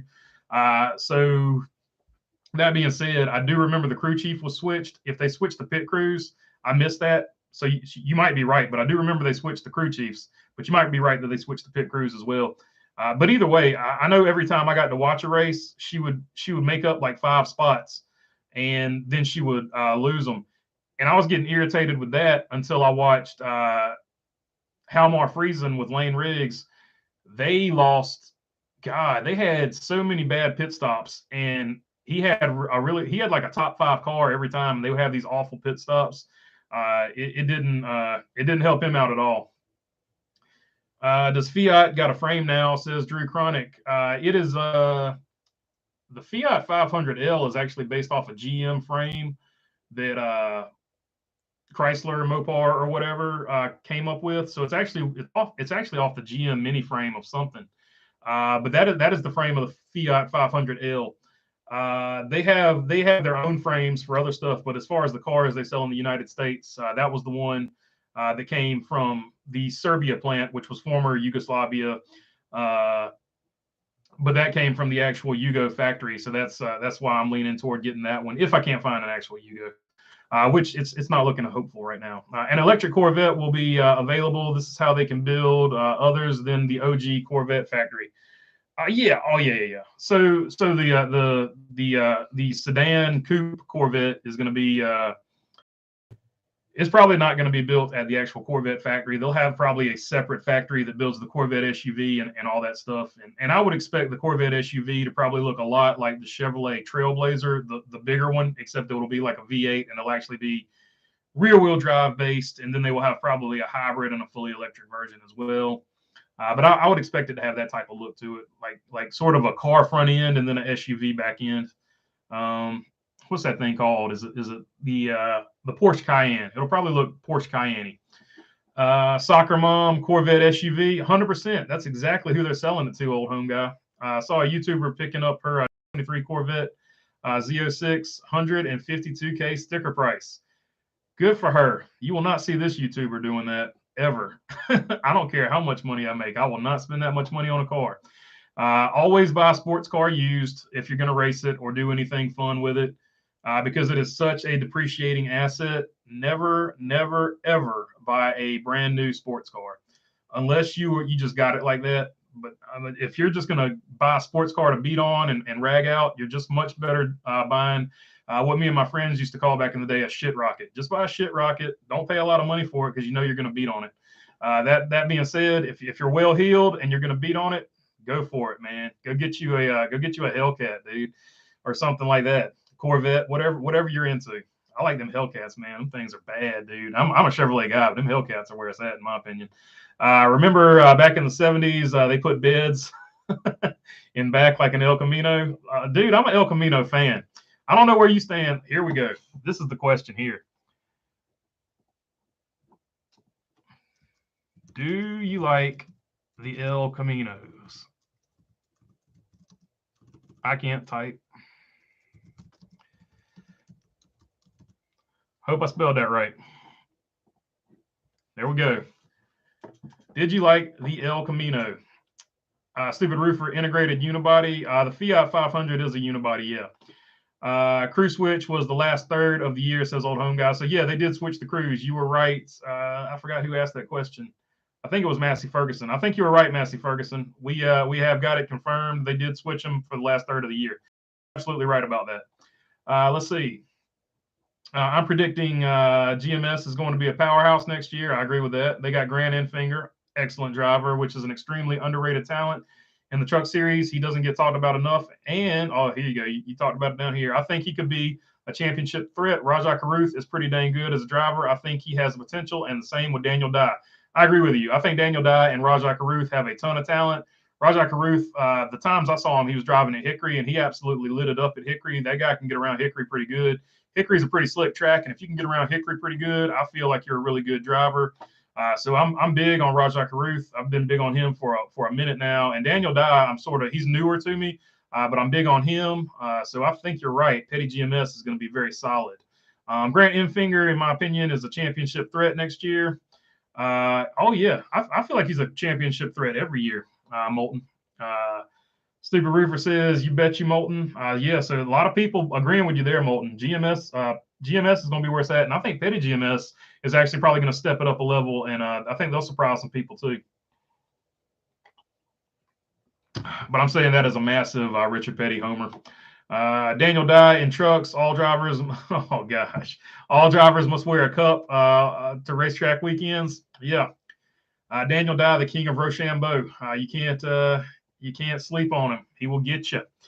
Unfortunate. I feel like he was horseplaying and that just went totally wrong, but he's going to have to live with that for his entire life now. Like, let's just be honest, as dudes, at least from the 90s, we all did the nut punch game, and it went terribly wrong for him. So it is what it is, but he's got to live with it now. Daniel Dye will bust all the lug nuts on the team, says Molten Rage. El Camino Ranchero, hell yeah, says Beast. And I liked Australia had some really cool ones too. I don't know what they called them. I guess it was a Holden Ute, and I don't know what they call them. I think they call it a tray instead of a tail, or instead of a truck bed, they call it a tray or something like that. Not 100% sure, so don't quote me on that. But they had some really cool ones over there. They had a Monero, and I don't know what I think it was a Falcon Ute is what they called it, but they were very similar to the Ranchero and the El Camino. I always loved Australian cars. The Australia V8 supercars on speed, they like lured me in, and then I got really into like when Forza came out and not Need for Speed, but what was the Sony version of Forza? It was out first. Gran Turismo and Forza came out. I was all about learning about other cars and stuff like that. That's why NASCAR needs a better video game, by the way. NASCAR needs to get a good video game. The late 80s El Caminos with the Monte front. Oh, dude. Yes, sir. I like the Monte Carlo front clip on them, Drew Chronic. They're awesome. 85% yes so far, by the way. 79% yes, as I said that. Rajah was on iRacing Twitch, says Drew Chronic. Yeah. Oh, so that's a good point, Drew Chronic. Rajah Caruth started off on iRacing, and I think that's a good path that some people could start off with now, too. I'm glad that path is open to people, because not everybody is going to have the funds or resources to start any type. Even go-kart racing can get hyper expensive. I told people this a lot of times. I was like, go go-kart racing and then work your way up, but don't get too crazy with the go-kart stuff. Just get a little seat time on the go-karts and then move into an actual race car of some sort, because once you get to the higher levels of go-kart racing, you're spending almost as much money as a late model team. So like go-kart racing can get insanely expensive. The same thing with legend cars. They can get like super expensive and out of control. I think the best path is probably to do go-karts, legends, like if you could plan it out, rent a ride in a go-kart, rent a ride in a legend car, and then go to a limited late model and work your way up from there. And rent out, and just from personal experience, I'll tell you, you're better off renting out a car. You might want to feel like you own your own car and crap like that, but you're so much better renting a car. You're going to feel like it's astronomically expensive until you have your own car and you wreck it and you got to fix it yourself, and then you're going to see how expensive it gets. I promise you, you're better off renting a car. And I know you're just a paid driver. Just be a paid driver. You'll come out better in the long run. Eric Jones championship run in his next year, Final Four says on home guy. I hope so. I feel like he's about to turn a corner, and they finally got some. They finally got some good stuff. All Chevy teams are beefing up for 2023. I think you're right, Drew Chronic. But I think Ford's not going to be far behind them. They just got to get the right drivers in the right seats. I think Ryan Preece is going to be a really nice addition for Ford. Him and Kevin Harvick are going to hold it down. Chase Briscoe will continue to develop. I think Stuart Haas, I called this last year. I was like, Stuart Haas is going to have a resurgence. I'm going to keep calling it until it happens now.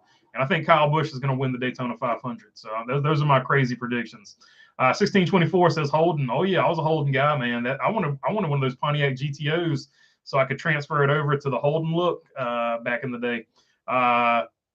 Notchback, late 80s, Mustang, all the Notchback. I got some buddies that are Notchback friends.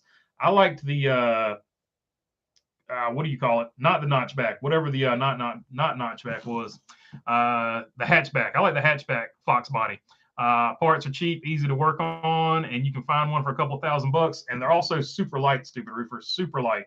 But I like the hatchback version. As far as looks go, the hatchback version with the body kit looked like the one that they ran in Trans Am, and that Trans Am, that was a pretty car back then, man. But that being said, that added a lot of weight. You're right. If you want one to go fast, get the Notchback. My neighbor has an El Camino. They're so awesome, man. Mark Barnum says those El Caminos are awesome. I'm a big El Camino fan. 79% in the chat right now. I'm a huge I've been huge on Grant Enfinger. I think he's incredibly underrated. And Thor Sport made a mistake in removing him. I think Grant Enfinger in 2023 will show that Thor made a mistake removing me. I think so too. He was close to doing it this year. Dirt to Daytona was the best game. Big Cheese. Yeah, they're talking about possibly doing a remake of that in some sort, Big Cheese. So I think we could see that coming. Casey Irwin won 100K on iRacing. That's insane, man. God, that's insane. He could almost run a full.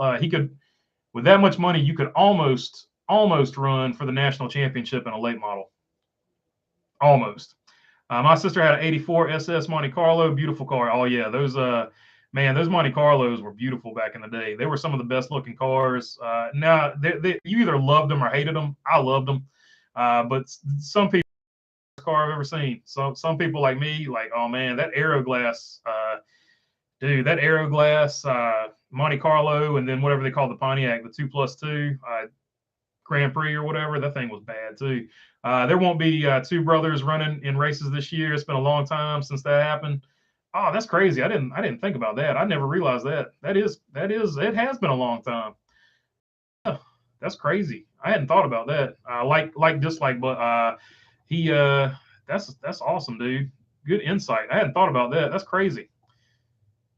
Who would be the next brother combo that could race against each other? I don't know. I'll have to think about that one. And that big trophy that Dale Jr. Asked them to make. Oh yeah, that was cool, man. He got the big trophy for him. It sort of looked like the old Winston Cup trophy in a way. No doubt about it. 86, not 84, says Stupid Roofer. I got you. Yeah, 86, man. The things were bad, especially with the Aeroglass. But even without the Aeroglass, that was just a beautiful car. 86 was nice, better looking one before. The front was Malibu-ish. Yeah. Those Malibus are pretty nice too, man. They make a pretty good race car in a pinch. Jones is where it's at. Don't sleep on him. I like Eric Jones. I just feel like at some point Kyle Busch is going to win the Daytona 500, and his best chance is going to be in a Richard Childress car, because Richard Childress cars are really good at Daytona. DBC will be doing a Christmas podcast on 12/12/2022. That's pretty cool, man. Hopefully that's not a day that I conflict with. But I plan on keep doing the live streams up until Christmas, I reckon, and after. But I guess if it falls on Christmas Day, I won't be doing them. Off topic, but sorry to hear about Jimmy G. The Seahawks are winning the West now. Says, I'm sure you're super sorry to hear about him. Hey, but my man, I don't even know his name, but I put him on my fantasy team. As soon as he went in the game, I picked him up because my quarterback got hurt. I had Matt Stafford, he's out with a neck injury or a bruised spinal cord on my fantasy team. So I picked up the guy backing up Jimmy G. But yeah, he broke his foot or something like that. So he's going to be out until at least midway through the playoffs if they can make a run that deep. I don't know, man. I don't know. We'll have to see what happens. We got the tiebreaker right now, but we do play one more time, so we'll have to see what happens. Hopefully we can keep winning. I hope we both keep winning, and it comes down to like one game, and we both got to win when we play each other. So always fun. I like the Seahawks. I'm not a massive Seahawks hater, like some 49ers fans. I remember when they had Steve Largent. I liked them on Tecmo Bowl back in the day because Steve Largent, like everybody always picked Bo Jackson. So to counter Bo Jackson, I picked the Seahawks with Steve Largent. And I would just run all the way back until they couldn't catch me no more. And then you throw the ball down there. It was like a touchdown every time. It was basically whoever had the ball last in Tecmo Bowl. But yeah, so I did have, I don't completely hate the Seahawks just because of Tecmo Bowl. I had a 1070 Mach 1, 351 Windsor. So there you go. 351 Windsor was nasty. I've actually, a fun fact about this, I've never seen a 351 Cleveland in real life. I've seen nothing but pictures. I've got a book on how to rebuild small block Ford motors. So that's the only pictures I've ever actually seen of the differences between the Cleveland and the Windsor. But it's very interesting that they had two 351s and they were both BA. Just really good engines, really good motors. Drank gas like crazy because I had a Ford F-150 with two gas tanks, and it had a 351 Windsor in it, and that thing sucked fuel. Drew Chronic said Windsor was nice, revved really good. Yeah, this one was choked off because it was a regular car, but a regular truck. But yeah, they if you put pipes on them, they'll make some noise. What are you working on this week, Kyle? Well, I'm helping a guy move into his new shop, so that is the main thing I'm doing work wise. And I'm writing out some scripts. I've got three really cool videos that can be really awesome. And I'm also working on the podcast or vlogs.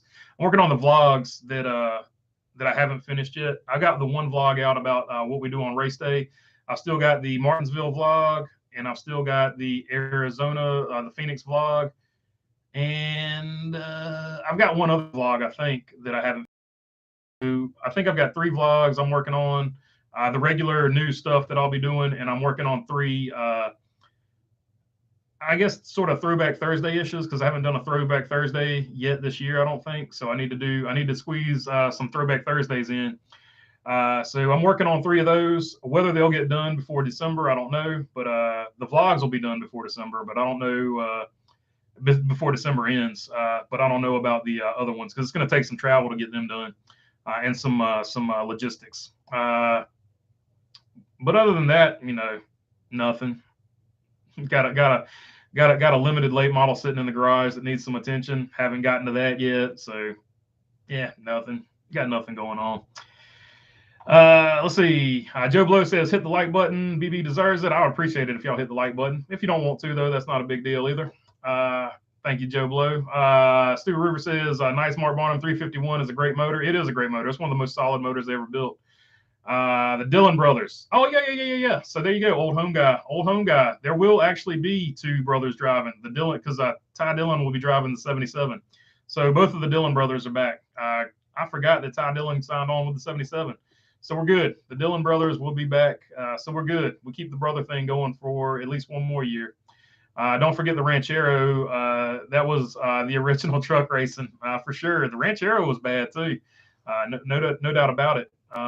Especially with the what was a 429 Cobra Jet? Somebody had one with a 429. It wasn't. I don't think it came stock like that, but somebody had a 429 Cobra Jet in it. And a lot of dudes will pull the 460s out of F-150s and drop them in the Ranchero too. Who's DBC? Door bumper clear, stupid roofer. And Mark Barnum said it too. There's Dennis Gillespie. Aloha, my friend. Aloha to you, brother. I hope you're doing good over there in Hawaii or Hawaii. I don't know I don't know how to say it. I just know how they say it on TV. Mark Barnum says, hey, buddy, had a Cleveland in the same year, Mach 1. The Windsor ate his lunch. There you go. So the Windsor apparently had a little more pop to it. I think isn't the Windsor the one that they based the Ford racing block off of back in the day? Let me know. I don't know. That was we were poor, so we had to run Chevrolet stuff. Back in the day, Chevrolet stuff was way cheaper than Ford stuff. Because as my uncle was a huge Ford guy. He said, yeah, Chevrolet stuff is cheaper because you can just find it laying on the side of the road because everybody had one at one point before they broke down. That was my uncle's retort when I said Chevrolet stuff was cheaper. That's why I liked it better. A 76 Cougar with a 351. Those Cougars are underrated too. The year that Bill Elliott won the Winston Million, that Thunderbird, that version of the Cougar with like the straight chopped back. I always liked those Cougars. They were really cool. And they were one of the last cars that had the light dimmer switch on the floor where you could do your bright lights on the floor. Let's see. Old home guy says 351 motors, the Cleveland, the Windsor, and the modified referred to as the 351M, 351 Mutt. So there you go. I've never seen a Mutt, so I have to check that one out. I have to look that one up when I get off here. Put a 351 Cleveland in my 75 Mustang. Poor car. It now resides in Arizona. Oh, there you go. Michael Honeychuck. He did a little hot rodding and ragged that old rascal out. Nothing wrong with that. I put a regular 351 Windsor in a 76 Mustang. It went fast, but didn't have no brakes. Yeah, back in the day, man, those older cars, man, the brakes were a serious issue, especially when they had the drums on them. Ooh, that was a situation there. Windsor is a beast. It was fun to work on, high revving. My first car was a 72 Nova SS, and it had drum brakes on the back too, so it was a situation. Windsor is a beast. It was fun to work on, high revving, parts are cheap, etc. I never tinkered with the Cleveland. Yeah, I've never seen a Cleveland in the wild myself. You would power brake my Mach. It would whine and raise up and sounded like a jet. Yeah, I bet it did. People forget how dominant Cole Custer's Auto Club 07 car lead. 80 laps, 165 race domination to Xfinity Field. And now he's going back down there for the Xfinity Field. Should be terrifying of Auto Club. Yeah, he's got Auto Club figured out. He's got a lot of tracks in Xfinity figured out. I think he'll get another shot in Cup too eventually. At least I hope so. Let's see. I wish you could do one of Lewis Smith from Greensville, South Carolina, the real first lady of racing. She won 39 Grand National races. Our first race at Greenville Pickens Speedway. I need her. All right, so I've never actually heard of her. So that's let me write that down. Lewis Smith. That's off my radar, but I will look it up.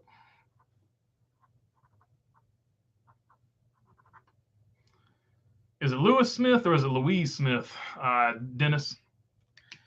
But I'll look into that one. I wrote it down so I don't forget. So let's see. That'll be a good throwback Thursday. Stupid Rupert said, yep. Bo Darvold abandoned in the house. What's up, Bo? He said, if you have a 71 Chevelle rather than a 71 Camino, you really like El Caminos. Well, it depends. It depends on what engine's in it. I'm actually more about performance than how the car looks. But those Chevelles, you can't beat a Chevelle. One of the prettiest cars ever made in every version and form of it. Probably second only as far as looks go to the Impala. I like the way those 60s Impalas look. They were pretty badass in my opinion. Ernie Elliott was a Cleveland genius. Ernie Elliott was an engine genius. Still is an engine genius. 66 Chevelle is here. 427 for the 396. There you go. 427 big block. Hell yeah, dude. 396 rear gears. I like it. Michael Honeychuck says crammed in there, and it was a beast. Yeah, you got like that much room to wiggle your fingers to work on her. I feel you. I had a mini. It wasn't anything like that, but I had a Mini Cooper, and I felt the same way. Audio race cars run Ford rear ends because they had the hog head, and you can interchange the gears quicker. Oh yeah, all the race cars used to run those for sure until they went to the quick change rear end, which is either a Winners or a Tiger rear ends. Those are the two main ones you see now. Stupid Roofer had said I had the 10.5 the 10.5 to 1 CR. 351 Mutts were 77 through like 84 pickups. Oh, there you go. So that was a pickup truck engine. So I got you. I had a 302 that was a pickup truck 302. I was going to rebuild at one point, but I took it apart and the block had cracked from the junkyard I got it from. So I had to toss it, which was a super bummer. I had a 94 Mustang I was going to put it in. And literally about a month or two later, the old V6 in that Mustang pooped out. And that was the end of that project. Got rid of it, cut my losses. Let's see here. I scrolled all the way down, so I lost a few of these. Dennis Gillespie says, Louis Smith, thank you. You made my day. I have a tear in my eye. Oh, no problem, Dennis, man. I wrote it down. I'm going to research it. I'm gonna try to get something going for you, dude. No problem at all. Let's see. Molten Rage says, track, not trap. Let me scroll up and see his bread and butter track. Oh, yeah. So Cole Custer's bread and butter track is anything in California. He's gonna shine, in my opinion, Molten. He's a California kid, and he's gonna try to do good out there. Escobar says, does anyone know what happened to Sergio Pena? He used to be pretty good 10 years ago. Always thought he would go up the NASCAR ranking. Last time I saw Sergio, he was at Dominion Speedway, and he was kicking butt. And then he blew a right front tire. He had a Reynolds chassis. He was driving an 01 car. It was green, and he was fast. He was leading the race. He got a good car. This was probably 2020 when I saw him up there. So I think he races Dominion in late models. But he's still good. I think he's just a situation where he doesn't have money to continue going. I know he was racing with some of the guys we were working with. He was iRacing with them, so I know he's iRacing and keeping his skills sharp. But as far as I know, the last time I saw him race, he was running a Forrest Reynolds chassis, either a 01 or a 10, and he was running it up there at Dominion. And I know he won at least one race that year. But that thing was bad fast. And, Sergio, he was getting everything he could out of it.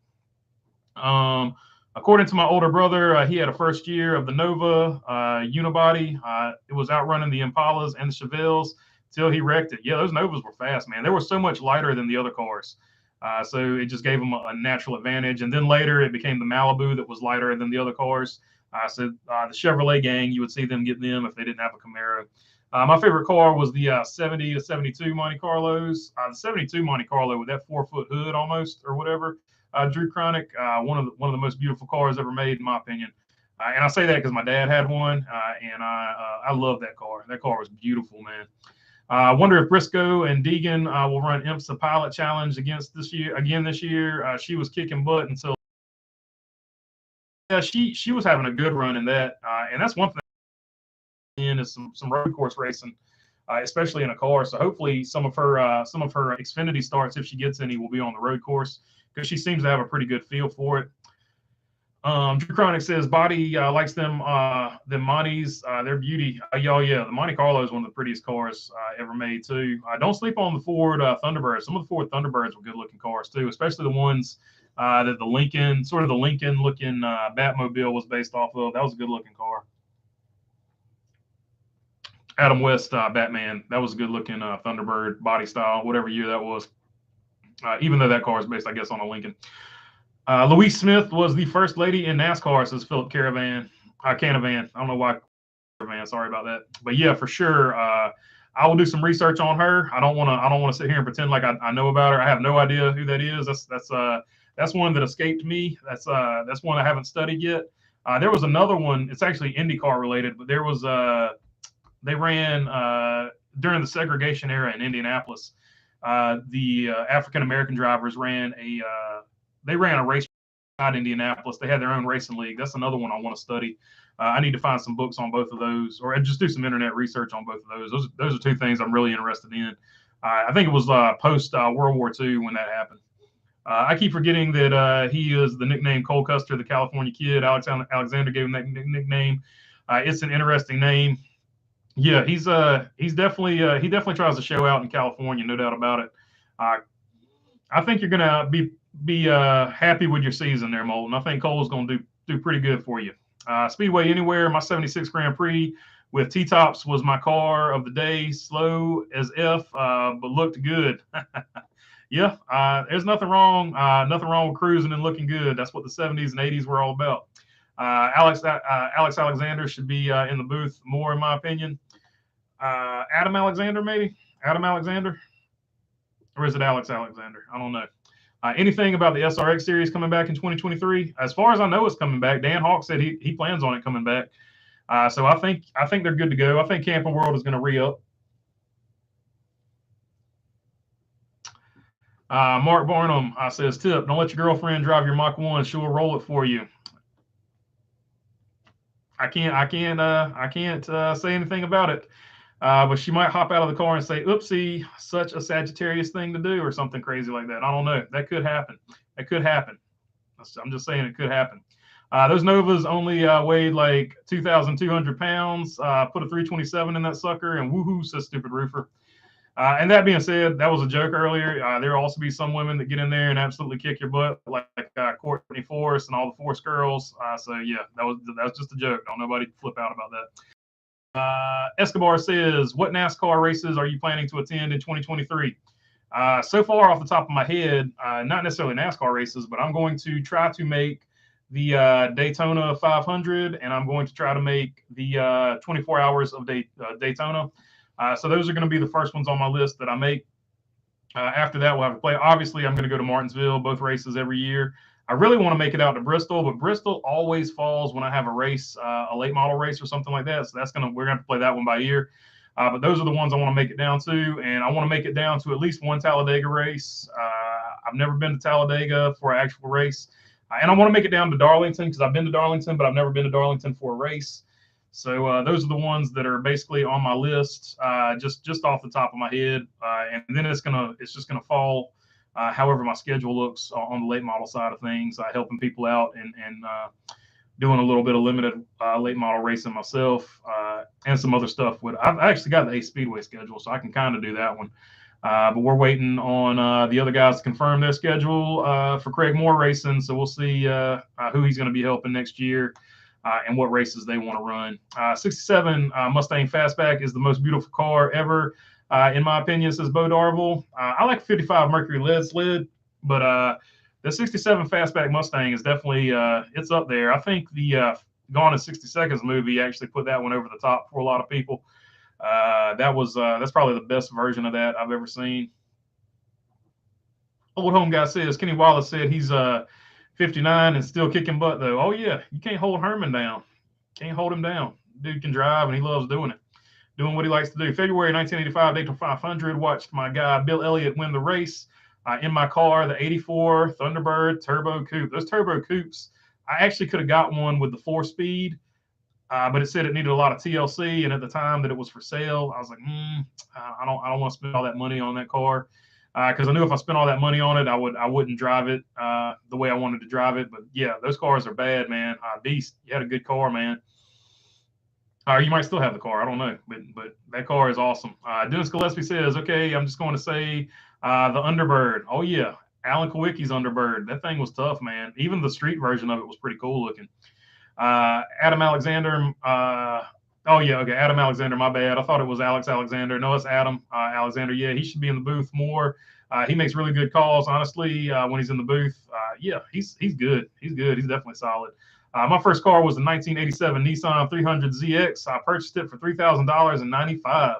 That's a good purchase, man. Those 300Z cars are fun, all of them. The modern ones are really fun, but they got a really funny thing about the door latch. If you pull the door latch too hard, the door latch on the inside snaps. It's a really poor design, but still, they're really fun. The older ones, I guess, from like 04 to sort of whenever it came out with, was it like 02? Whenever they originally brought the Z car back, that first generation has some door handle issues. Thoughts on Slap's late model video? He did a great job with that video, man. That dude's never made a bad video. I wish it had way more views than it had, because I think it's one of his best videos, and he actually goes through it. And that's what I'm talking about. You see Landon Huffman. He talks about being a generational driver, a third generation in this particular case, and how they do it their way. And then you've got Moonhead, and he's talking about he's a pay driver. And as far as just getting into it, unless you're like born into it, unless you want to buy all the equipment to start a race team, it's just an astronomical cost to do something like that. I'm telling you straight up, you are so much better off doing what Moonhead is doing and buying your way into a ride. You're just going to have more fun. And here's the thing, when you get out of it, you're out of it. You don't have to sell off a bunch of junk. Man, you're just so much better off. You don't have to drive the car to the racetrack. You don't have to worry about the trailers. I'm telling you, man, if you just want to race a car, you're better off just renting a ride. And then, letting somebody else worry about it. I'm telling you, dude, it's so much better that way. That being said, the other side of that coin is there is no better feeling than you and 2 or 3 of your buddies You have put this car together, you have worked on it, you have wrenched on it, and you go out there and you win a race. You will never have a better feeling in your life than being like, we wrenched on that. We, saved our nickels and dimes, and we've got this, we've got this, this car that had no business winning this race, and we won this race. No better feeling than that. So that is the flip side of that. But the other side to it, typically, if you're renting a ride, you're going to have a better chance of winning, because you got them spending that money on it, and it's going to be, top notch stuff. And if you're paying somebody, you're paying a professional. Their job is only to work on a race car. So there's nothing wrong with renting a car, and don't let anybody tell you otherwise, I guess is what I'm trying to get at. Streaming from the 24 would be fun. Yeah, I'm working on I got like a little Wi-Fi. It's a little orange. I forget who makes it. Solus, maybe is the name of it. I got a little Solus Wi-Fi thing. So I'm going to experiment with some of that stuff on the road, because that was one of the things I learned from going to Arizona, was that I needed some type of way to stream because my phone wouldn't handle it. So hopefully that Solus deal will handle it. So if I can stream from that thing, I'll just buy like the 5-day ticket, and we'll stream from that. Come to the Glen, BB, says Stupid Roofer. The Watkins Glen is actually on my list. I would love to go there. I would love to go to Sonoma too. We're going to have to get some things in place. That's actually going to be a project possibly before the Fiat Yugo project. So we'll get to that in a bit. Drew Chronic, that's it. I've scrolled down too far. I've missed some of these. So let me just I'm gonna scroll down to the bottom because I've gotten way behind. Let's see. Dennis Gillespie says, "I'm sorry it came back to you with a 6-cylinder. We ordered it with a 327." Oh, Dennis Gillespie, that's something that definitely went on back in the day. People would take their car in, and unbeknownst to them, they would get an engine swap. They'd come in with a V8 and they'd walk out with a slant 6 or a straight 6, depending on the model. I've heard some stories about that from guys that were older than me that would talk about that stuff, and I was like, no way, dude. He was like, I know one guy that actually, I believe he actually did it, and he's like, the woman I did it to, she had no idea what we did. She had no idea, so whatever. And I also heard another buddy, they knew a guy in high school, and he had a straight 6 Chevrolet truck, and they said that guy was such a good mechanic. He had tuned that straight 6 on that truck, single cab, short bed. He had tuned that straight 6 on that truck to run with the best of them. Straight 6, 4-speed, 4 on the floor. I don't know what he had, but they said whatever he did to that straight 6, he was just as good as a 327 or a 350 back then. Molten Rage says, put someone else in the booth, not Vince Welch. Fox, come on, you can do it better than Vince Welch. Like I said, man, I don't get to watch a whole lot of Saturday and Friday stuff, so I can't really commentate on truck racing and Xfinity racing calls. To be fair, I just don't see enough of them to have a real good opinion on it. Drew Chronic, Brandon Brown, man, I hope Brandon Brown gets a ride, dude. I really do. My first car was a '63 Chevy Impala SS, had a 283 3-speed. Was that on the? Did you have the 3 on the tree? Was that 3 on the tree when I bought it? But it originally had a 409 4-speed in it. Paid $75 for it. Dennis Gillespie, okay, I apologize one more time. I can't type fast, and I try to speak. This thing does not understand my language. I will not bother you. Oh, you're not bothering me, Dennis. Dennis, you're not bothering me. No. You're not bothering me at all, dude.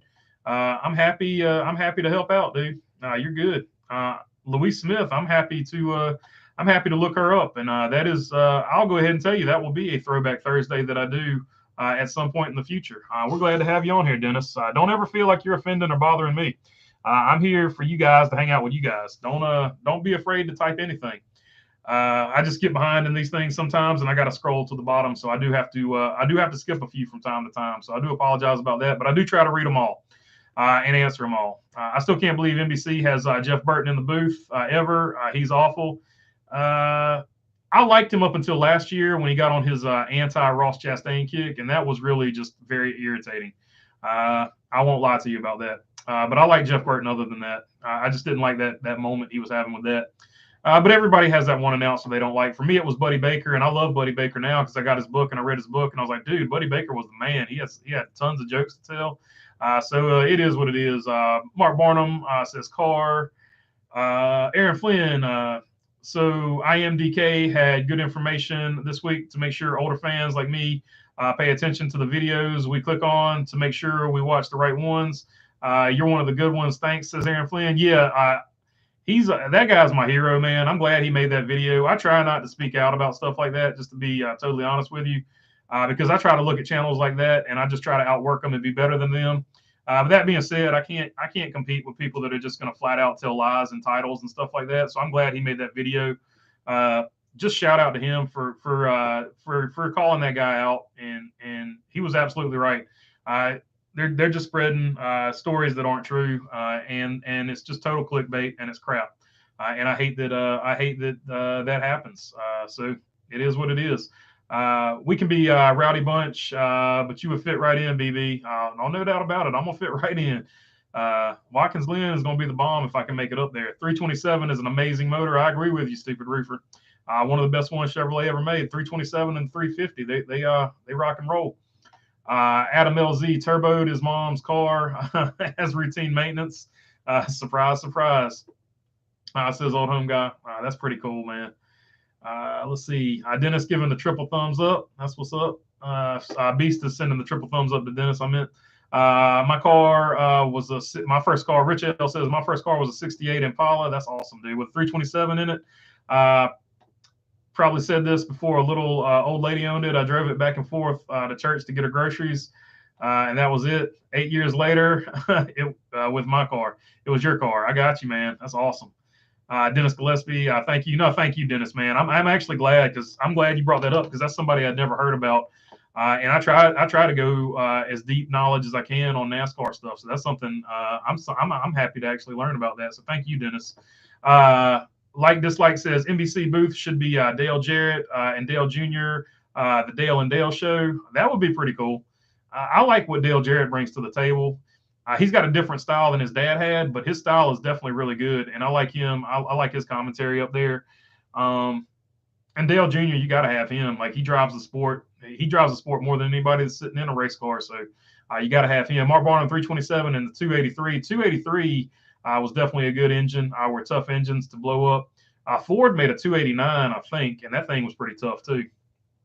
How to improve the Molten Rage says how to improve the Truck Series booth. 1, remove Vince Welch, get better stats and cameramen, and 3, profit. There's steps to improving the Truck Series booth. There you go. Buddy Baker was one of my favorite commentators of all time, says Bo Darville. Yeah, for sure. I was just too young to understand what he was talking about. So he was talking over my head at the time, Bo.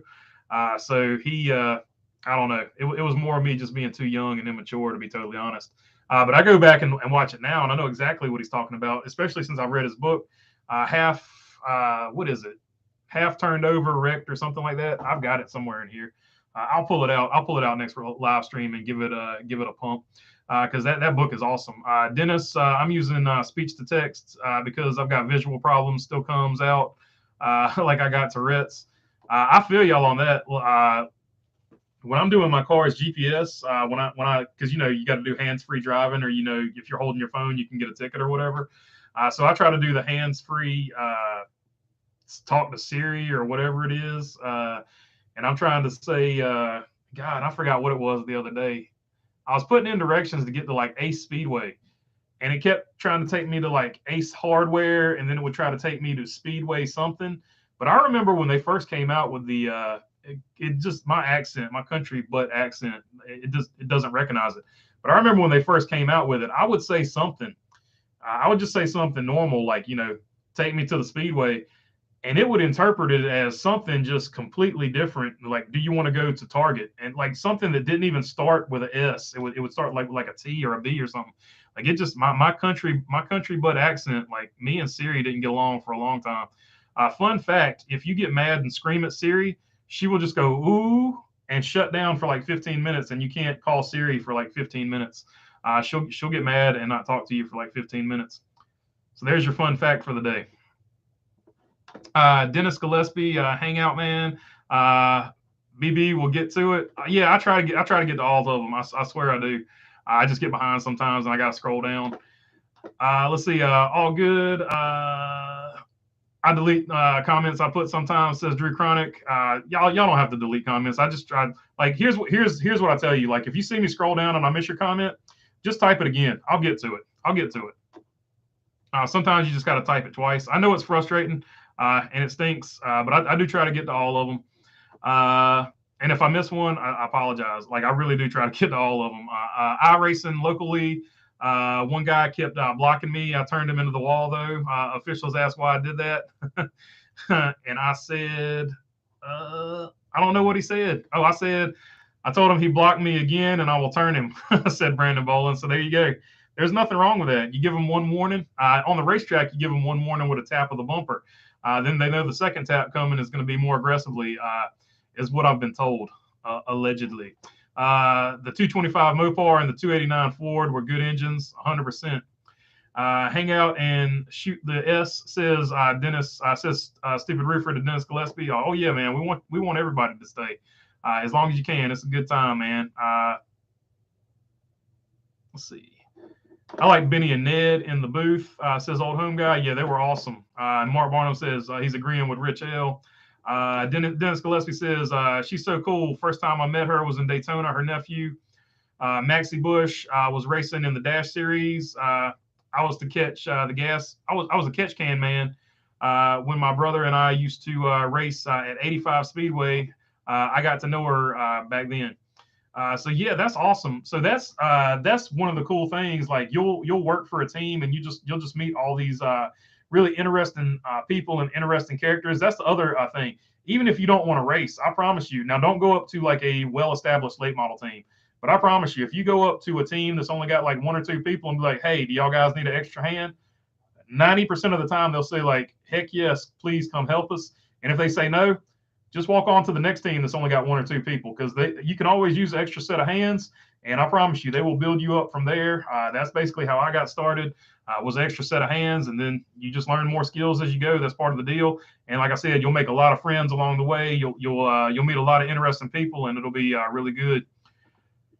Let's see. Molten Rage says, I swear I'm on a remove Vince Welch from the Truck Series booth campaign. Says Molten Rage. There you go. Start a GoFundMe or change.org, not GoFundMe, Molten Rage. Do a change.org. You can do a change.org for your campaign there. See if you can get some steam behind you. Old Home Guy says, let's get ready to be blocked by Vince Welch on Twitter, probably, though.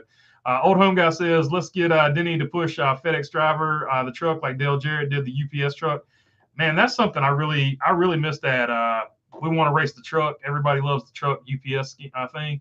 I'm surprised FedEx has not done something similar to it. Now, it might not have to be a truck or anything like that, because FedEx is more like from my understanding, I'm not a FedEx expert or anything like that, but like, from my understanding, they're more of like an air.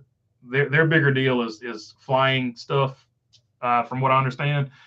So maybe he could be a Denny. We want to race the jet or something. I don't know. They could figure it out. They got marketing people. Stupid River said, I never got the 283. I was just a high revving engine, question mark. I think you could probably get more high rev and RPMs out of it, just because it was probably lighter, being a 283, smaller displacement. You could spin them pistons faster, would be my guess. So probably you could rev it higher, so you probably could get higher horsepower, but you probably couldn't get the torque numbers of the big blocks and stuff like that. Would be my guess. Stupid Roofer. I know enough about engines to be dangerous, but obviously, racing world, unless you're going to dedicate yourself to being an engine builder, you might as well just buy the engines from somebody. And I let everybody. I can do a lot of the stuff on the race car myself, but I'll leave the engine stuff to the engine guys. I can do basic stuff on them.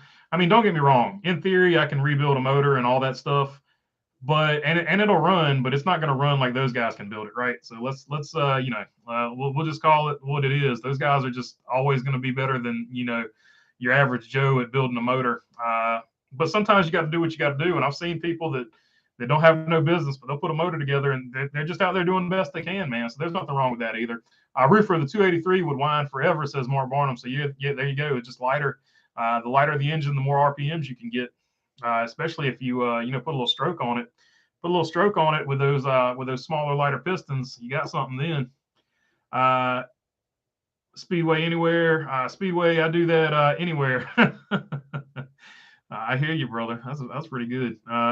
Dennis Gillespie, lead, move, follow, or get out of my way. I'm coming through. No doubt about it. Absolutely. That's one bump says move. The next bump says I'm coming through. I agree with you, Dennis. No doubt about that. Brandon Bolin is out here commenting commenting on Brad K's terrible block. Oh man. Well, I don't know.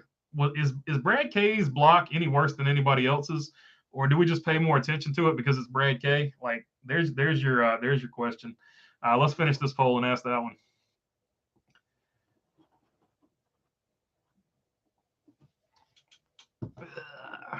67% yes on the El Camino.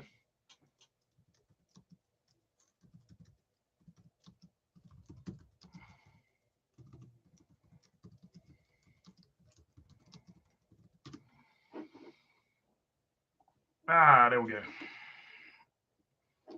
So let's see.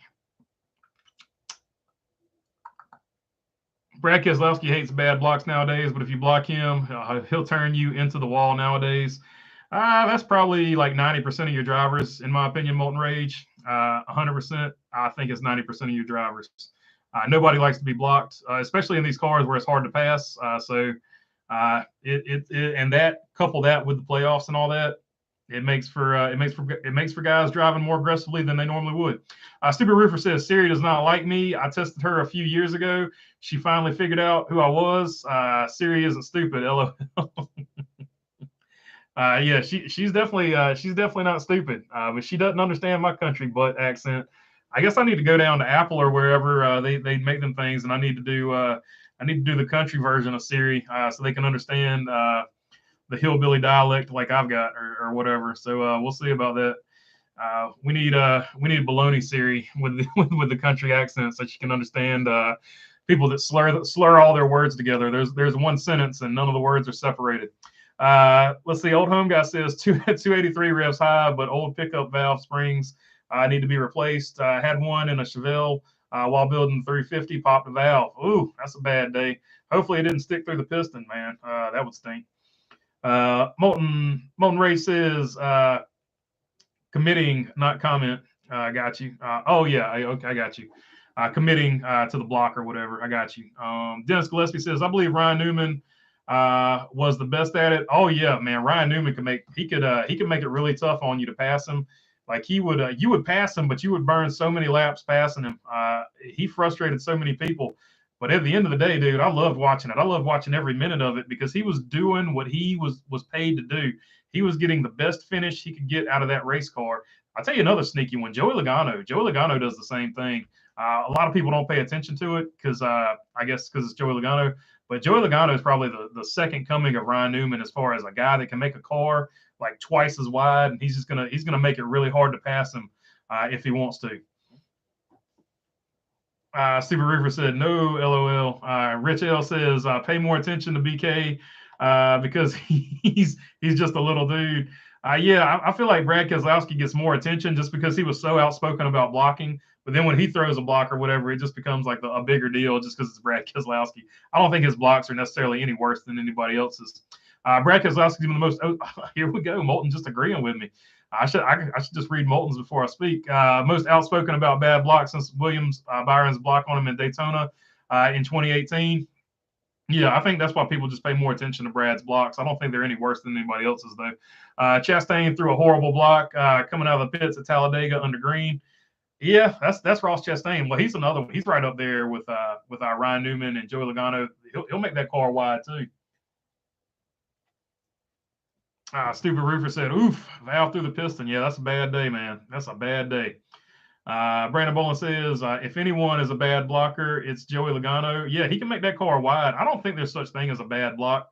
I just think there are guys that there is a little bit of a gap from the radio going to the driver's ear to what the driver does. So I don't necessarily think these blocks are quite as bad as people make them out to be. That being said, man, it's plate racing, man. You have to be that aggressive. You have to block. You have to throw bad blocks, but you have to be smart about when you throw them. If you're throwing a bad block in the middle of the race, yeah, that's a bad block.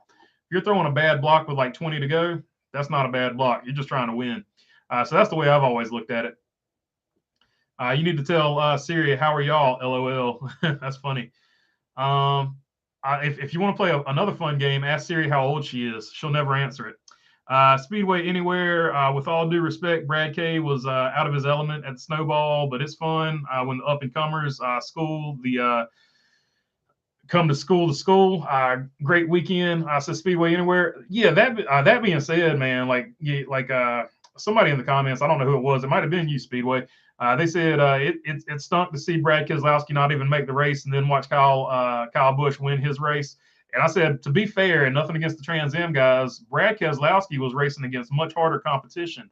Like making the Snowball Derby is almost not quite, but it's almost as hard as making the Chili Bowl or whatever like that. Like it is really hard to make the final Snowball, the final race in the Snowball Derby. So like, shout out to Brad Keselowski for trying, man, and it's pretty good. Ryan Newman to Joey Logano, don't dude me, man.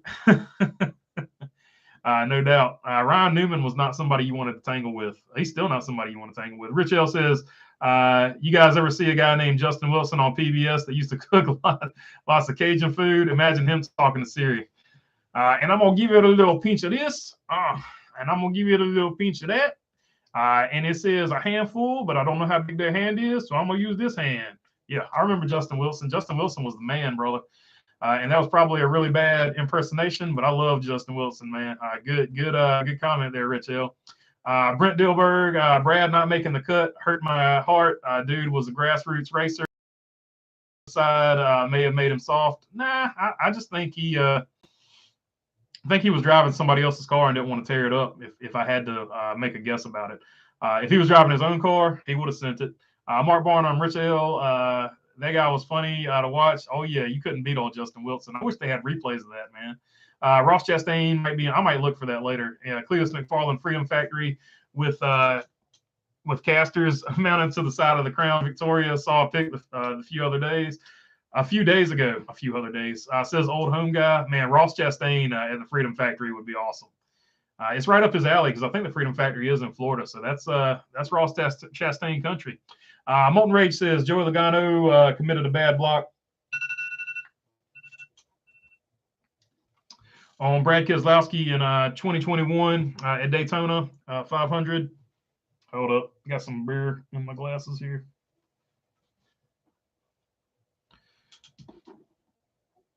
A bad block on Brad Keselowski in the 2021 Daytona 500. Look at what happened. Brad was not having that crap and basically just wrecked Joey and himself, causing a fireball. JK. They did tangle Brad Keselowski's last year there, if I'm not mistaken. Yeah, 2021. So yeah, they definitely tangled. Brad was he was on a mission to get wins his last year there. He was trying to prove a point. So he was driving a little more aggressively than normal. Rich L says, Mark, I loved him. LOL, talking about Justin Wilson.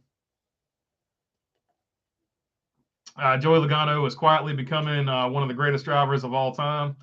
I mean, I guess if you're not to me, he's been one of the greatest of all time. Like he's been on my radar, but he's been on that radar for me, I should say, for a long time. He is just super consistent. He does a lot of charity work outside, but you don't see him like all over social media and stuff like that. So he's not necessarily on your mind, I guess, like some other drivers. But Joey Logano, if you look at his stats compared to everybody else's stats, he's been consistently one of the best drivers of this decade.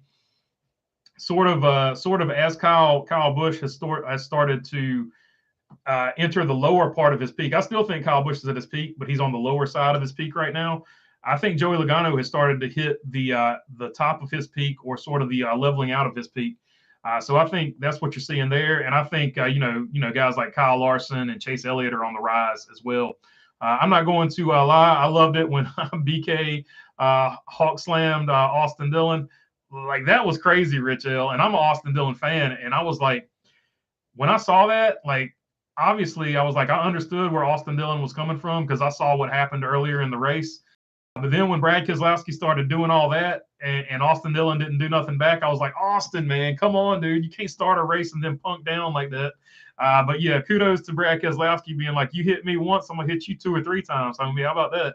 So I thought that was pretty good from Brad Keselowski for sure. Dennis Gillespie says P++.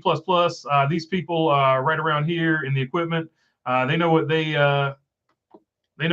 It's hard to set up for one race when you've been doing it for a while. Yeah, what he did was a lot harder. Woo! What he did was a lot harder than what people think.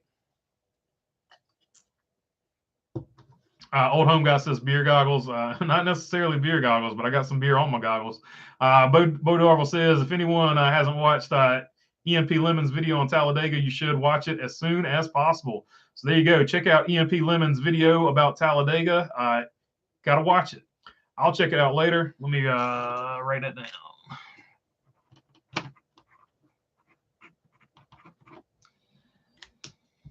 There we go. Big Cheese said thanks, enjoyed it. Dennis Gillespie, sliced bread. That's what they call me when he first. What they called him when he first came out on the circuit. Yep, old sliced bread. I remember that. He used to have it on his gloves. Like he used to have the sliced bread thing on his gloves too. Before he went to the, I guess he's got him holding the steering wheel when he wins. That's his new logo. But back in the day, it was sliced bread. It was a sandwich with wheels on it, if I'm not mistaken. Brad and Joey are good friends off the track. I think it was a business decision. I do too. I think so too. His dad, Brent Dilberg, said his dad had a team, plus he had a truck team. It's something Brad's wanted to do for a while. I agree with that too. Joey Logano doesn't have like a ton of friends well, I don't know. Drivers are sort of cliquey, but Joey Logano, I guess Joey Logano, Ross Chastain, Alex Bowman are sort of guys that sort of do their own thing. Jamie McMurray was another one. As far as what I've read from other people writing about stuff like that, they sort of just do their own thing outside off the track. Just sort of hang out with their family. They don't really go on these big trips with other people. But one of Joey's friends for sure was Brad Keselowski, is what I was getting at. Brandon Boland says, my favorite moment in modern day NASCAR is when Kyle Busch done the crybaby gesture at the camera and then said, don't like that kind of racing, don't even watch. I agree with you, Brandon Boland. That was pretty funny. Even if you didn't like Kyle Busch, I think that was pretty funny. Old home guy said, I saw Austin and Kyle clip today. Austin told him to have more fun racing the car now. Yeah, no doubt about it. I think that's going to be a big thing for him. It's just going to be a different culture. I feel like Joe Gibbs is a very pressure intensive place which pressure produces diamonds. Don't get me wrong, but I feel like it was just a very pressure packed competitive environment to be in. I never see the drivers at Joe Gibbs Racing having a ton of fun. Just to be totally honest with you, but I could be way off. I don't work there. I don't know. Just outside looking in. Drew Cronick, Brad was a team owner before putting back in. Yeah, he had BK Racing back in the day, and if you look at who he put in trucks, it's a who's who of who's in Cup now. Brad Keselowski helped out a lot of people when they first. Kyle Sharp, I heard Thor Sport might be switching to Ford. Yeah. So we talked about that, I think, in the first hour. But in case you missed it, Thor Sport is thinking about going to Ford, and Haley Deegan would drive the car or the truck that Christian Eckes just left to go to McAnally or whatever it is, something MHR Racing. I can't think of what the name of it is. I'm not real familiar with it. I think it's a newer team. I can't say their name. I just know it's MHR and it's not Mike Harmon Racing. But yeah, so that is the big rumor right now. Yeah, good point, Kyle Sharp, because I hadn't brought that up in a minute. But yeah, she would be taking over the 98 truck, which you say down here later. And Haley Deegan is going to the 98 truck. Yep, that is the big rumor going on right now. Whether or not that happens remains to be seen. But with Christian Eckes moving away, it does sort of give some validity to that rumor. So I'm saying it's looking good for that rumor to happen right now. So that's also big because it gives Ford 4 trucks in the truck series now, where it looked like all this offseason Ford was just going to have 1 truck in the truck series, which was going to be kind of weird. So now Ford has 4 good quality trucks that can compete for a championship in the truck series. Molten Rage says, off the track, Brad and Joey are friends. On the track, Brad and Joey hate each other with a burning passion. It's interesting. I don't think it's that. I think that they're friends and they just want to outdo each other. I think that's more of what I look at it as. But yeah, I can see the point you're making there. Drew Cronick says Jeff Gordon was Jimmy Johnson's owner, but only on paper. Yeah, because they were very competitive against each other as well. T-Van said, I used to not like Joey, but he has gained my respect over the last couple of years.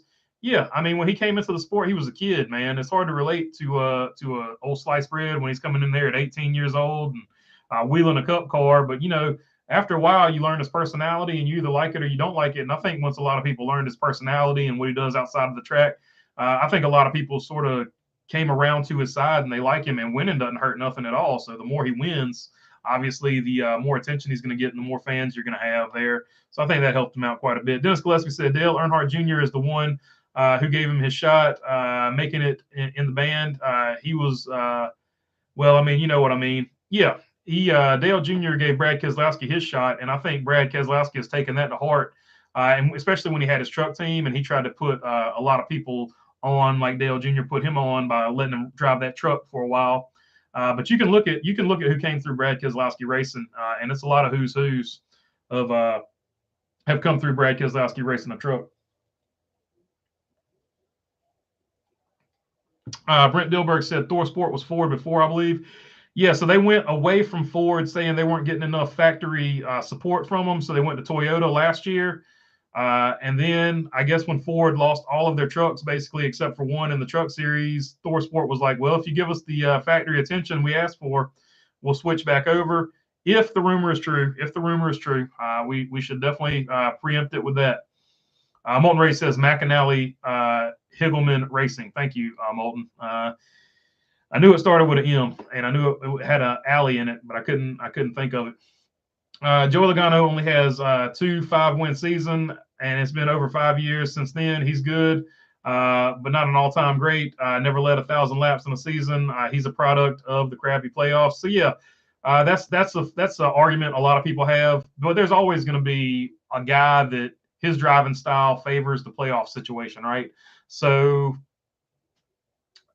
just certain drivers are going to be, their style is going to fit a playoff system. Certain drivers, their style is going to fit a season-long point system. It's part of the game. But if you look at Joey Logano's overall deal, I think he's I'm not going to say he's an all-time great yet, but he's on track that he could get there, I guess is what I'm saying. But he just consistently finishes and does what he has to do. And to be fair to Joey Logano, he's playing the game. He's playing the playoff game. So he wants to win championships. He has to play that game. And that's what him and Penske have been doing. So you can only race under the rules you race against. And he is the champion under those rules. So that makes him the best of this era. Whether or not you agree with the rule system of this era, that's a different question. You know what I mean? So I think he's just playing the game. Which it is what it is. Chad Knaus and Jimmy Johnson played the game under the Chase era. It just is what it is. Brad's family went nearly bankrupt his early in his career. He's made sure things were solid before signing on to things after that. Remember, he was promised the 5 car before Mark Martin raced longer. Says old home guy. Yeah, that was a big controversy back in the day. And I think that's why Dale Jr. helped him out. I also think that's why he stopped driving Chevrolets. I think that's why he drove everything but a Chevrolet. I think that kind of rubbed him the wrong way. Molten Ray says, who came through Brad Keselowski Racing, who's in Cup now? Ryan Blaney, Chase Briscoe, and Tyler Reddick. So there you go. Brandon Bolin, with me off track, we are friends. On track, you're my enemy. There you go. You got 42 enemies, or at least back in the day, you had 42 enemies every time you strapped in. Drew Chronic, Final 4 should be 3 races. Should be 3 races at least. I'd like to see it be 10 races. In my personal opinion, but it is what it is. I like a 10-race chase better than I like a 1-race playoff or a 3-race playoff. But you can play it however you want to play it. But they definitely need to make some adjustments to get the ratings up because the system they have now is losing ratings. So they need to at least need to make some tweaks, no doubt about it. I also thought that she would go to Penske if she has enough money for a sponsor for an Xfinity car. That definitely could still happen. Right, so those two things are not mutually exclusive. So she could race like sort of like what Ross Chastain did that one year, where he was just racing everything. She could race a full season in trucks and then go and race as many Xfinity races as she can race. She just obviously wouldn't be in the points chase for the Xfinity title. So I could see both of those happening. And I think, honestly, it would be the best thing that could happen because you're getting maximum seat time. So I would like to see a situation like that happen.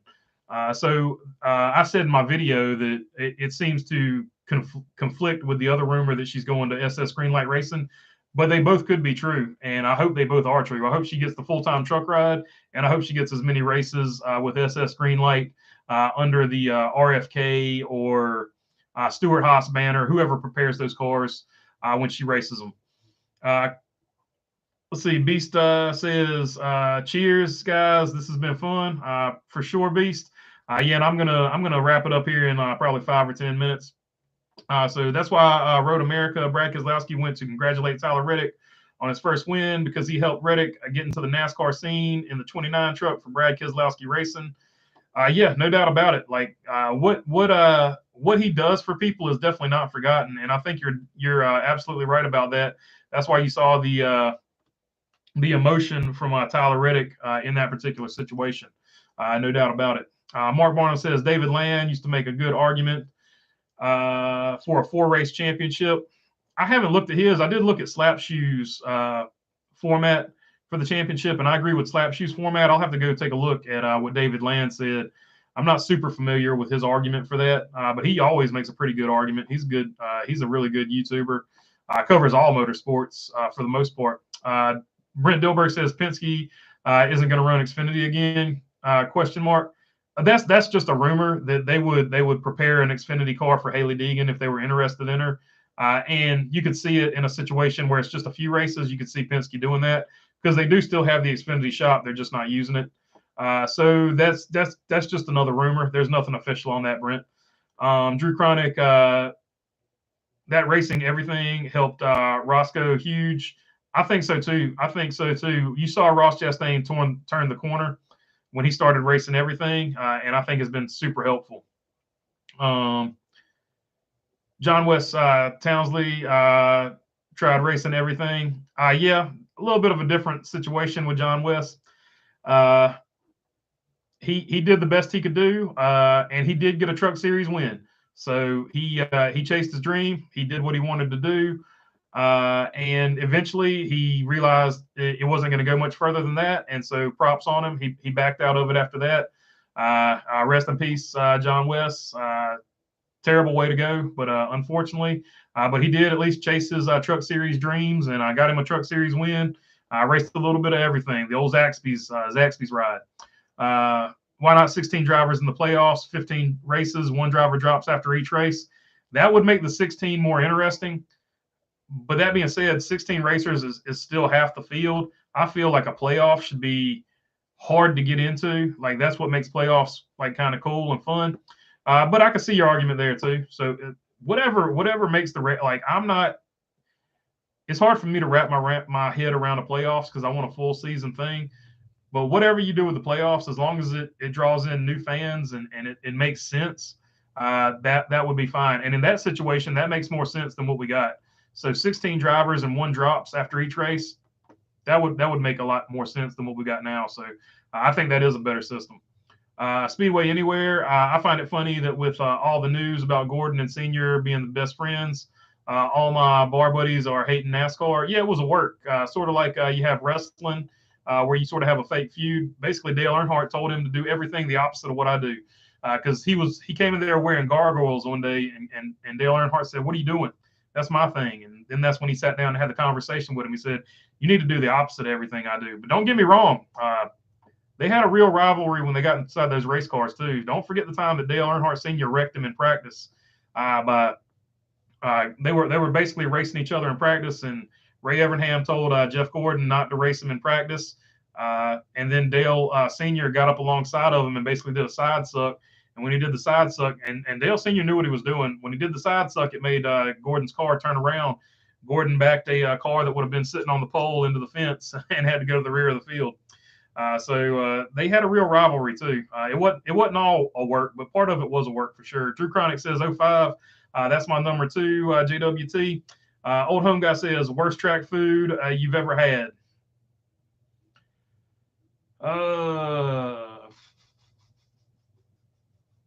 I I can't remember if it was Hickory or Southern National, but I got some chicken tenders and they just were terrible. I can't remember which track it was at. I want to say it was Hickory, and it was on the infield, but it easily could have been Southern National. I can't exactly remember, but I had some chicken tenders and they just were. It seemed like they had been cooked 2 days ago. They just they tasted like rubber and they were about as chewy as rubber.